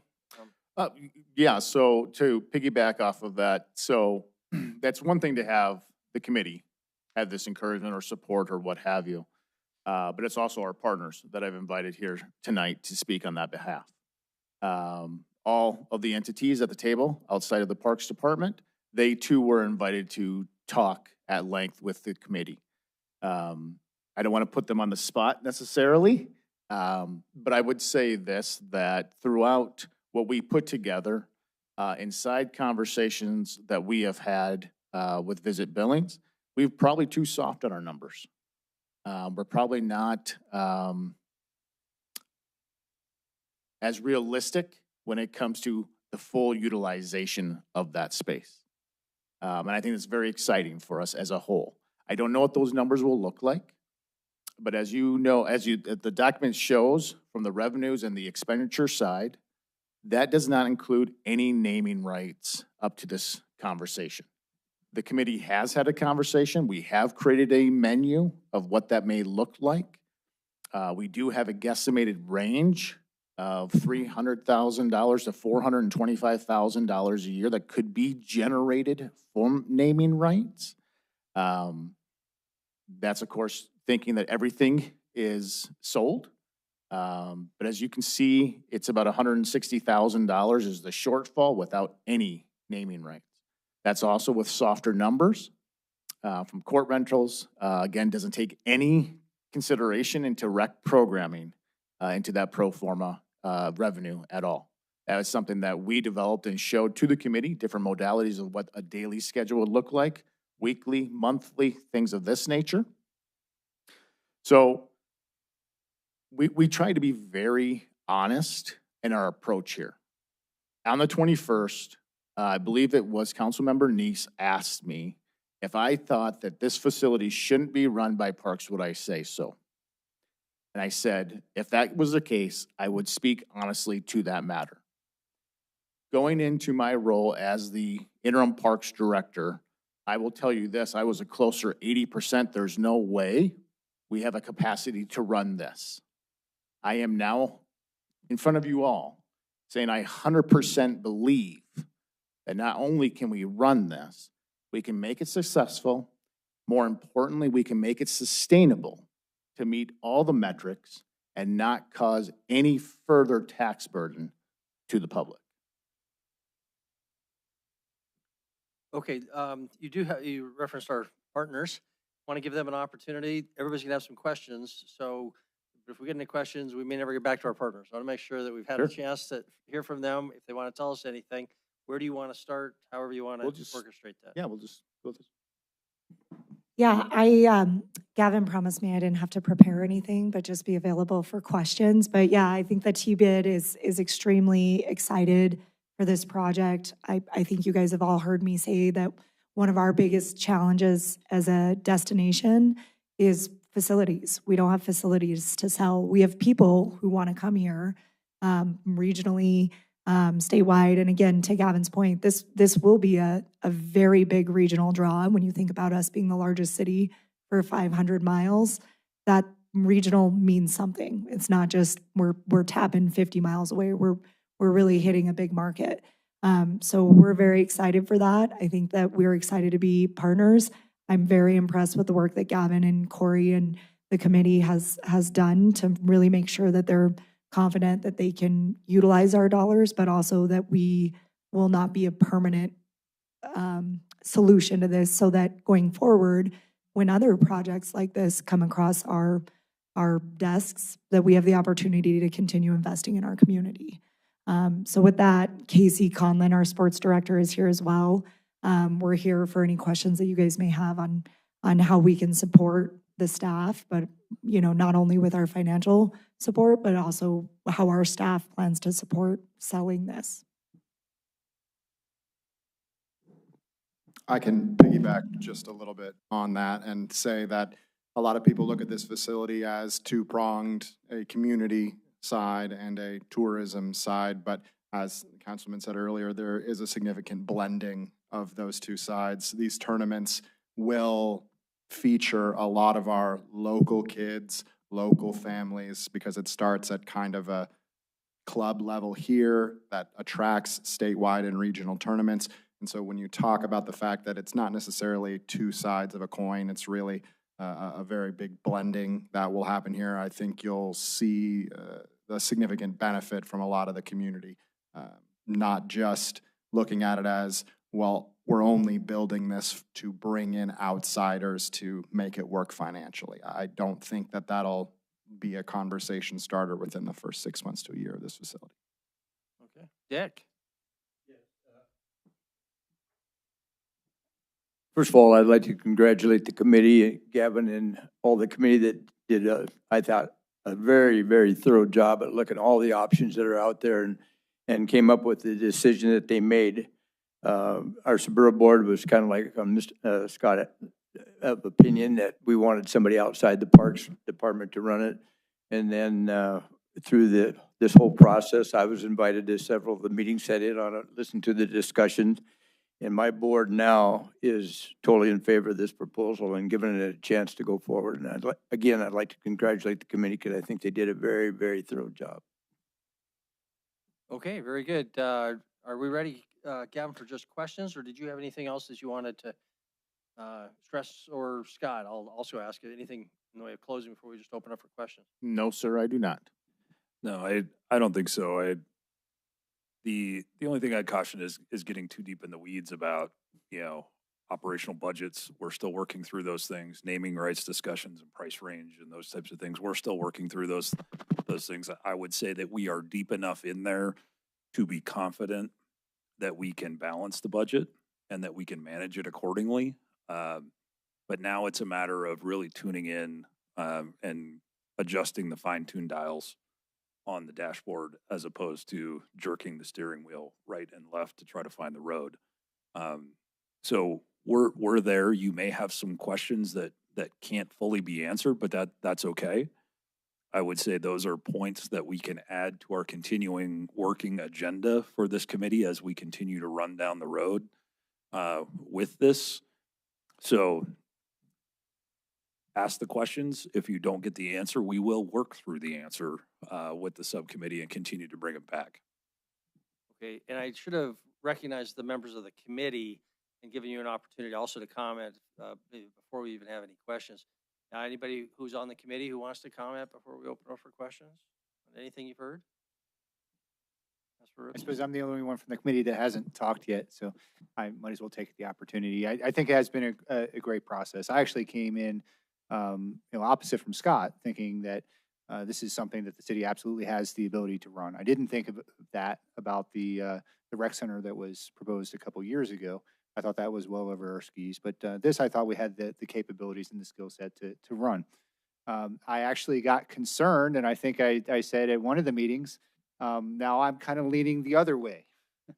Through the process, what it sounded to me like we were already backing ourselves into that run it bare bones style and kind of run it into the ground and not set ourselves up for success. And I was happy that we got that feedback out there. We had a really kind of honest conversations those couple meetings, and ended up coming with I think with a formula that really positions us to do this successfully, for it to be a real source of pride in the community. It's not gold plated by any standard. Nobody will ever look at this and say, they must have spent every penny they ever saw on this thing. It's going to be very nice but very well run, and run to the point where operationally it can be successful. And I continue to caution all of us that we should not expect this to run in the black. Our goal should be to get it as close as possible, balancing those desires to maintain community accessibility while also generating revenues through private events and tournaments and those kinds of things. But virtually any example of this that we would look at around the country is run, not quite receiving 100% payback. There is always going to be some cost to having a community facility like this. I don't expect that to be large, and I expect that the metrics that we put out there should be with that goal of getting as close to 100% recovery as we can. But I do want us to think of this as another park. If we said that Pioneer Park had to maintain 100% cost recovery, we would have a very different opinion and probably be shutting Pioneer Park down. I mean, there's just no way that happens. This has a much better chance because of the type of structure and facility it is. We'll get much closer than Pioneer ever will, but this is a very different challenge and very good opportunities for the community. I'm really excited about the direction that we're going, the support that we're getting from our partners. Thank you all very much. We wouldn't be able to do this without your support, so I recognize that and appreciate it. And we're going to continue leaning on you and pushing a little bit, but I think that's good and healthy.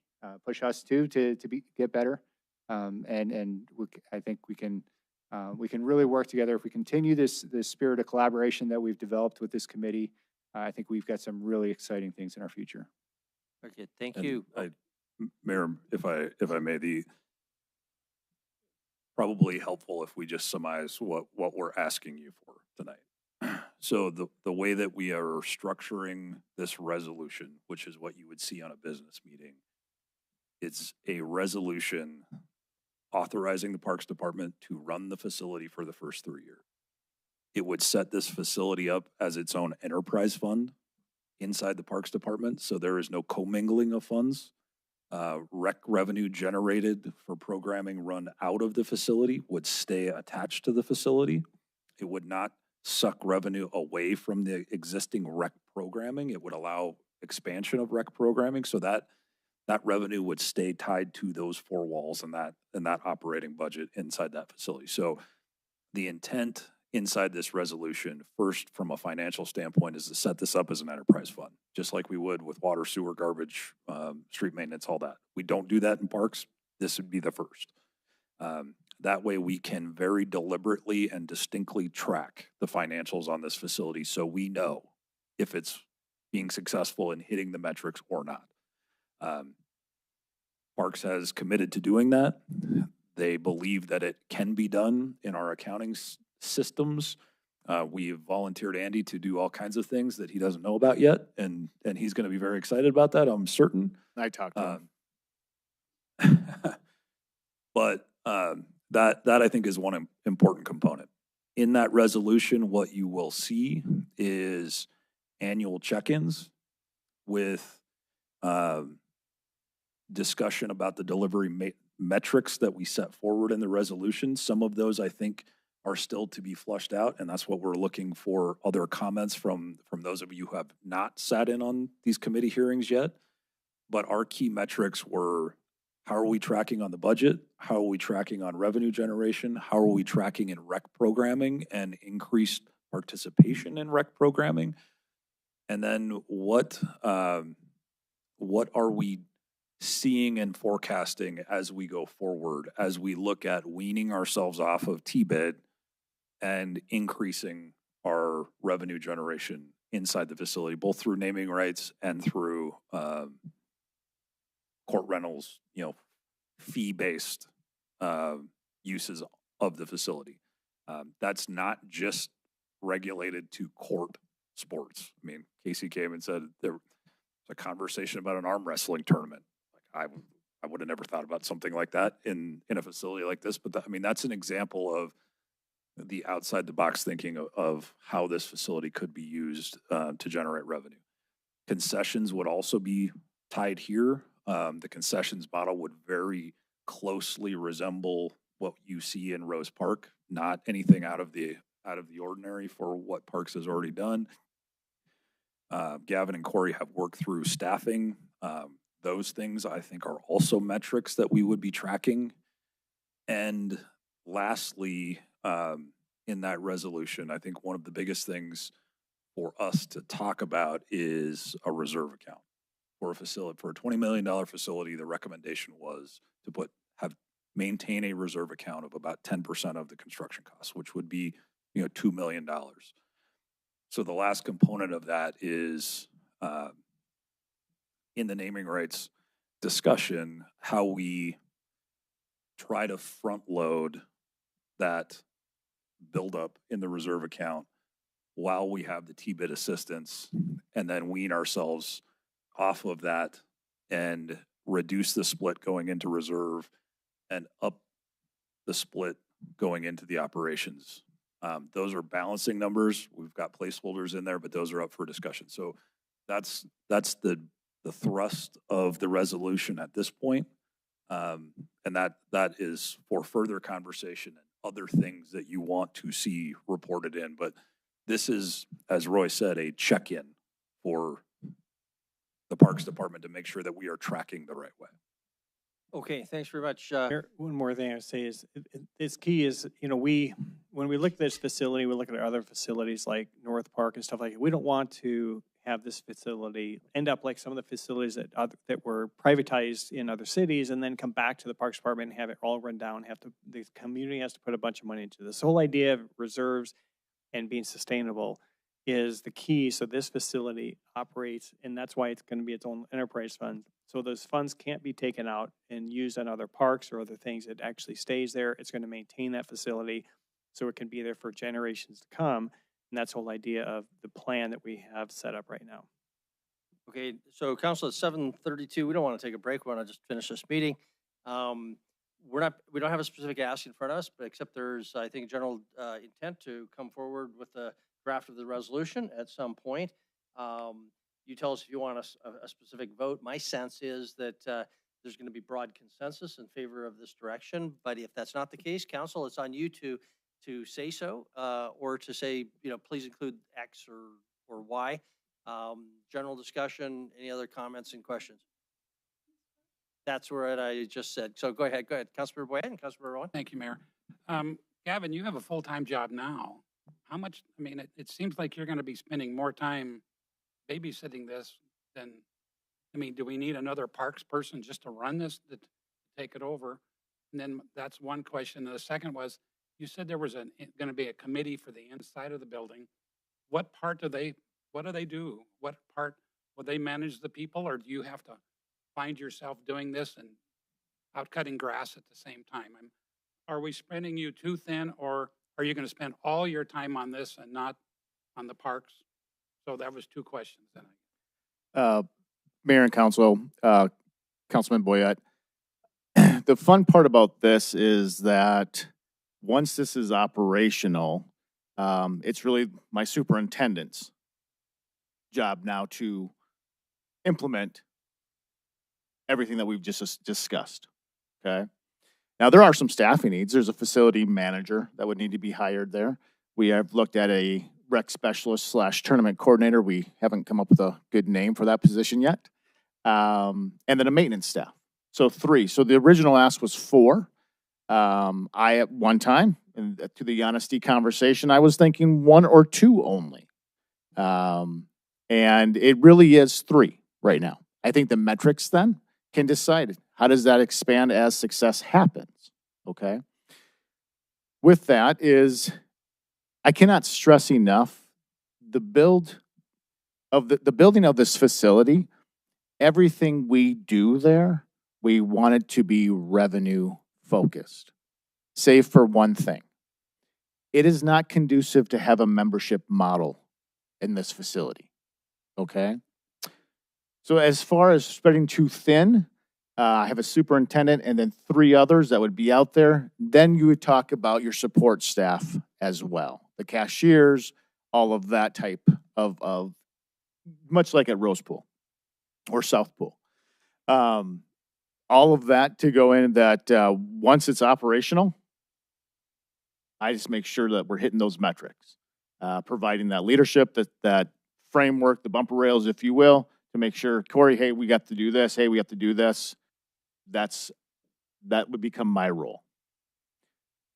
You had mentioned there was an inside committee for the. Yeah. What's their role and how do they work? So currently, the roles and regulations or roles, responsibilities, however we want to say that, are being explored for that committee. What we can say is we know we want 2 representatives there for sure, and 3 others that we kind of have an idea for. There would be an ex officio member from all of you that would be part of that committee, as would my office be part of that committee as an ex officio as well. What we do know is we want Mr. Casey down there to be part of that committee and also a representative from SD2, okay? Other than that, we know that we want to have representatives from athletic and or business backgrounds because, again, this is really designed for revenue generation in the way of court rentals, recreation programming, and tournaments, okay? If we had a fitness component and aquatics component, we'd be having a completely different conversation, but we do not have those elements. So that would be the easy answer. I would assume, and Mayor, I would ask you to chime in, I would assume that we would advertise for this board the same way as we did do for the Parks Board, the Library Board, Parking Board, what have you.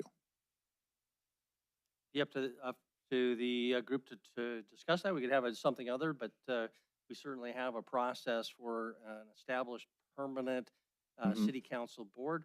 But this could be overseen by that board and could have a different model. So think about it. Anything else, Councilmember Owen? Thanks, Mayor. Gavin, I have a couple of questions that I just didn't understand, and then a couple of larger conceptual questions. So I'm hoping we could just be kind of conversational in this, if that's all right. So it seems intuitively to make sense that a membership model doesn't make sense. But then does that mean that things like the walking track become like warm up just for events, or how would the community access some of those other things?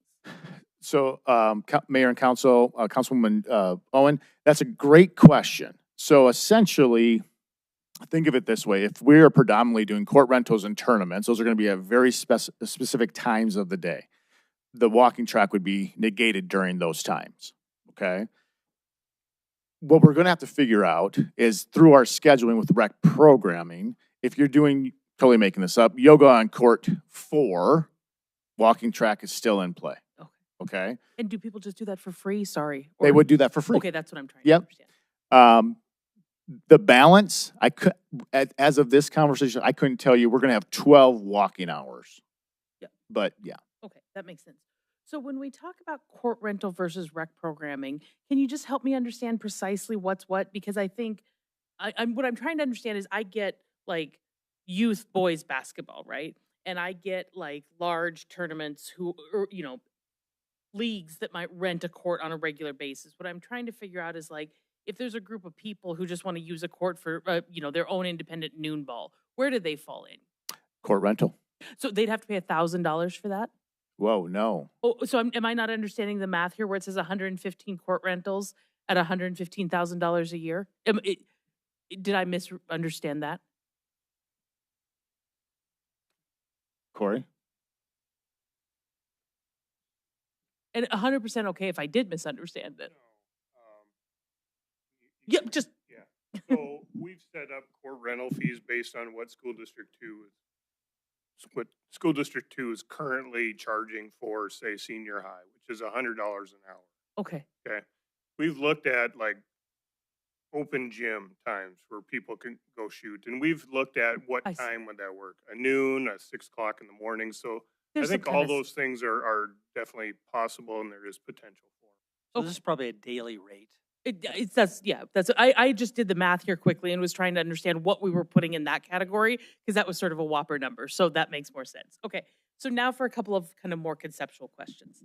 Um, it seems like the idea of an independent sports authority, like an independent airport authority, was kind of didn't make sense. So I'd like to understand why at some point, whether you want to talk about that now or, in a future meeting is fine. But I'm curious as to why that didn't seem to fit. Because that could still be a public type operation. But my second follow-up question is going to be understanding the implication of some of the back end stuff of being run by the city. So that's kind of what I would like to hear a little bit about. Sure. So, in all candidness, a sports authority, we really didn't go down that road, Oh, okay, fair. to be honest. I don't know. I guess I would ask the committee members. The very limited conversations that we had about a sports authority, there did not seem to be the appetite for that. Okay. But I would defer to the committee members. I would just kind of go back to the idea that we really struggle with how do we balance the community access with the tournaments and their private events, and not really knowing how to direct a sports authority in that direction until we really understood the operations of what we can do with it. Seemed to be a bit premature. That makes perfect sense. So then my follow-up, and again, this may be for a future date, but just things that I'd like to understand at some point. What does being part of the city mean, for lack of better the word, administratively? So for example, will you be covered under the city's MMIA insurance? Do you have to bear your own portion of internal service charges? I'd just like to understand some of those things that maybe could get resolved through a sports authority. If you anticipate that all of your procurements and all of your purchasing, does that all go through sort of centralized city operations? Again, you may not know the answer to that right now, but it's something that's on my mind of understanding, not just the staffing model, but actually, are we allowing you to be nimble enough to be the revenue generation entity that you want to be? That's what I would like to understand. Councilman, that is a wonderful question. I do my best, Gavin. That's a very good question. I would say up to this point, yes, to the first portion of your question. I think it would be the onus of the city, coverage, insurance, internal services, things of that nature. We would pay out just as any other entity would to IT, let's say, or what have you. Much more than that, an explanation, I don't know. Okay, that's fair. I don't know. That's totally fair. Something for investigation. Yeah. Please. And then as you look at metrics, have you thought, or are there going to be any type of, I don't know, for lack of a better word, go, no go type decisions where you might say, gosh, our assumptions now that we're testing them in reality aren't working? So for example, if we're assuming a certain amount of naming rights, is there a point where we say, yikes, this isn't working, we need to step back? Or, we're trying to get tournaments booked ahead of time before we open the doors so that we know we've got some revenue and it isn't working. Are you thinking about any of those kind of things where we say, we had some assumptions and prior to the opening date, I get that you've got the concept in here after the day opens, but is there anything you're thinking about before we open the doors that might say, hang on, we need to think about some things differently? Again, wonderful question. We've had very big conversations about that. Okay. Everything from the committee level to our partners, right? And that is that first year is really going to be a year of learning. What works, what doesn't work, how do we change this? One thing that, for lack of a better phrase, is we're building a whole new flame for the moth. And it's going to be really, really exciting, okay? It's not the first year. It's year 3 when we start seeing sustainability. When we start seeing those people that came and used our facility, they loved it, but they're coming back every year for that purpose. So in the immediacy, I think there'll be changes just because we learned, not because we have failed. I think that's year 2, where we have a year's worth of data to say that did not work. We need to retool this, right? Year 3, we start really seeing what variables become constants. Fair. So nothing prior to opening would pivot this decision that gets made whenever the resolution comes. I would, Full steam ahead once we go. Okay. I would say so. And then the last little question is, what have we done to think about noise issues internally? I'm really worried about that, maybe for no reason, but I am worried about it. Councilwoman, there's plenty to be worried about. If we have a pickleball tournament in there, that's not going to be a fun place to listen. You know, we had a conversation about that today, actually, and in one of the design meetings that we talked about just representation of naming, things of this nature. You know, we have the acoustics in there, the sound dampeners and all of those things, the curtains, all of that. I mean, it is a 56,000 square foot building. It isn't a very big open space. It's not going to be quiet by any means. I think that you'll be pleasantly surprised at the mitigation efforts for that. I don't think it's going to be unreasonable noise in there. That's fair. You guys have done tremendous work. Thank you. Thank you. Very good, thank you. Anything else on naming rights? You guys came up with the $300,000 to $450,000 annual revenue from naming rights ballpark. Presumably that was based on some sort of total. Ballpark, recognizing that all the details are yet to be determined. What's the approximate total dollars naming rights that's being aimed for in the first whatever time period? That is a wonderful question. I would turn it over to the committee chair. Yeah, I mean, I think by the time we get this thing open, the big ticket items are the ones that we need to focus on. You know, naming of the building, naming of the courts. Those are the high dollar ones, naming of the lobby and the concessions area, the locker rooms, the meeting room area, you know, and then you get down to, you know, the $2,500 banners and stuff like that. I think in this and in anything that I've seen or people I've talked to with School District 2 or the Metro or private school districts, I mean, it's about an 80%. I'm going to use occupancy. That's not the right term, but that's the term I'm going to use. An 80% rate of full to budget based on. And those dollar amounts that we have kind of thrown at the wall in the initial meeting are still being vetted out versus some of the other facilities. I know Corey and Gavin are working through those things versus Casper, Gillette, some of the other regional facilities to see what they're netting out, what they're getting. I know Dick has had some conversations with private businesses around that have expressed interest. This is going to be kind of an all hands on deck, and it's one of the primary first goals of that operations committee that gets set. I think that's going to be one of their biggest check marks is, hey, you need to be assisting the Parks Department in partnership with some other folks to make sure that we're getting these naming rights things filled. Now, we had a conversation of contracting that out versus doing it similar to what we do in the Met. The Met has a system that has worked.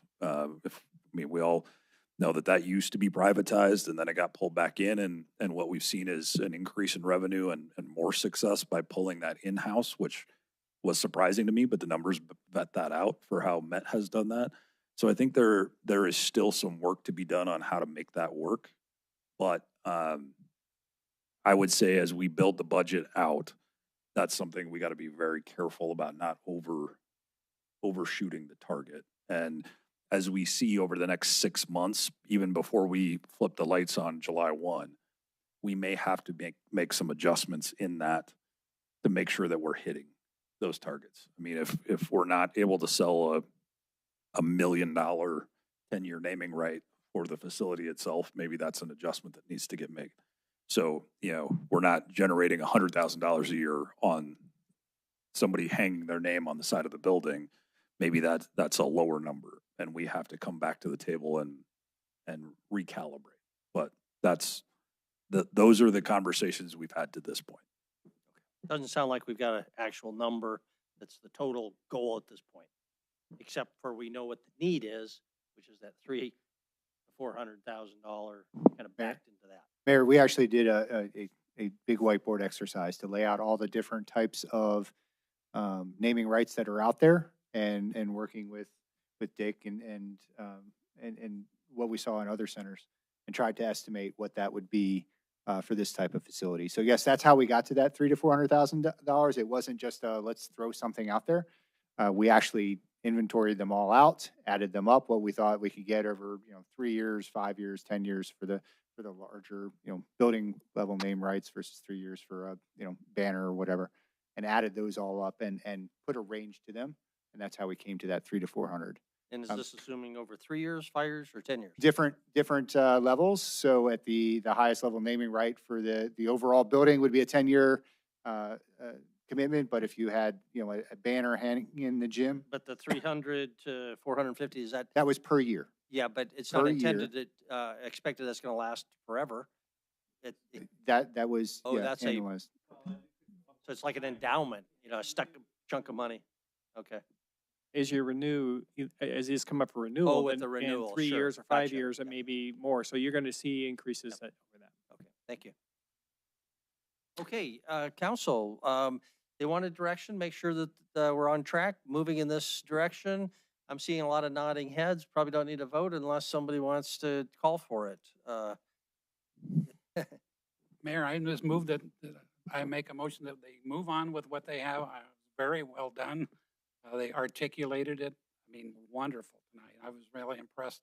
It sounds like they did a lot of work, and I encourage them to keep on going. Great. Is there a second by Councilmember Rogers? Any discussion? In favor of the motion, please say aye. Aye. If opposed, nay. Passes unanimously. Go forth and raise money and build. Thank you, everyone. Plan those operations.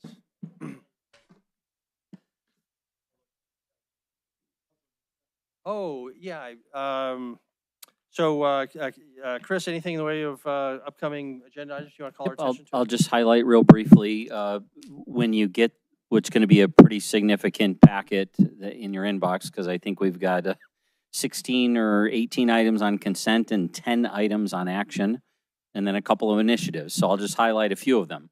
So one, many months in the making, too long, maybe decades in the making, which is in the middle of that stack of consent is a memorandum of understanding between the city and the county and the health department relative to never again waiting decades to take care of an issue like the the Colonial, Houses. right? We got some Motel 6s, we got some other properties in town, which we think that MOU is in essence empowering our code enforcement staff to, inside the city limits, resolve some of those issues in a much more timely fashion. So that's item G. Completely last action item, policy end, is a re-upping of your Citizen Police Advisory Board. That was created back in 21, had a sunset date to it. That sunset date is coming up, and so you got to make a decision there. And then some issues, some initiatives. What I will say longer term, because we just don't talk meeting to meeting, is, and Andy and I and Gina had our second conversation into this fall and into the winter, understanding the effects of what the legislative action on our charter and on our revenues, and ultimately what that will mean in the future. I think are going to be some in-depth conversations by this body.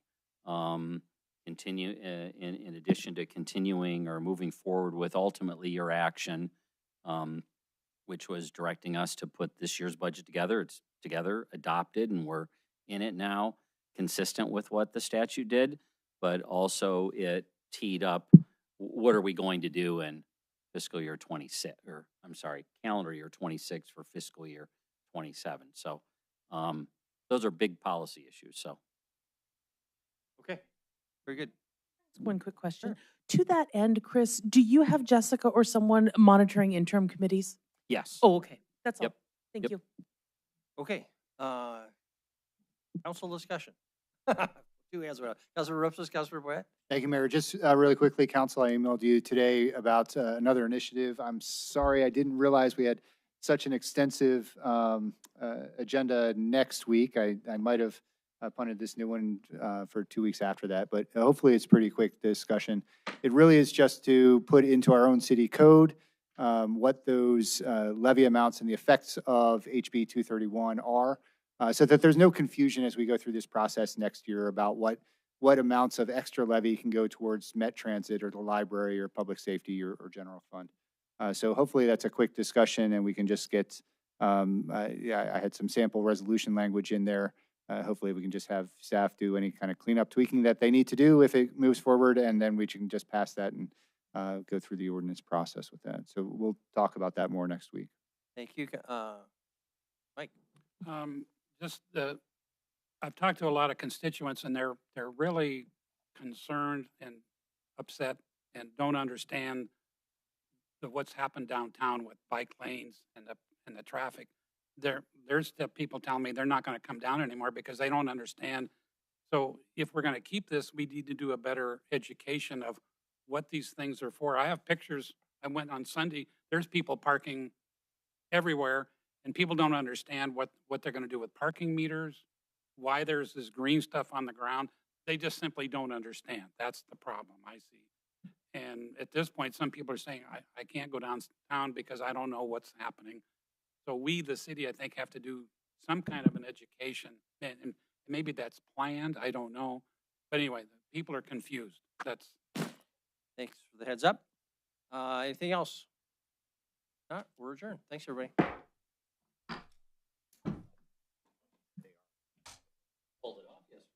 But we don't know that.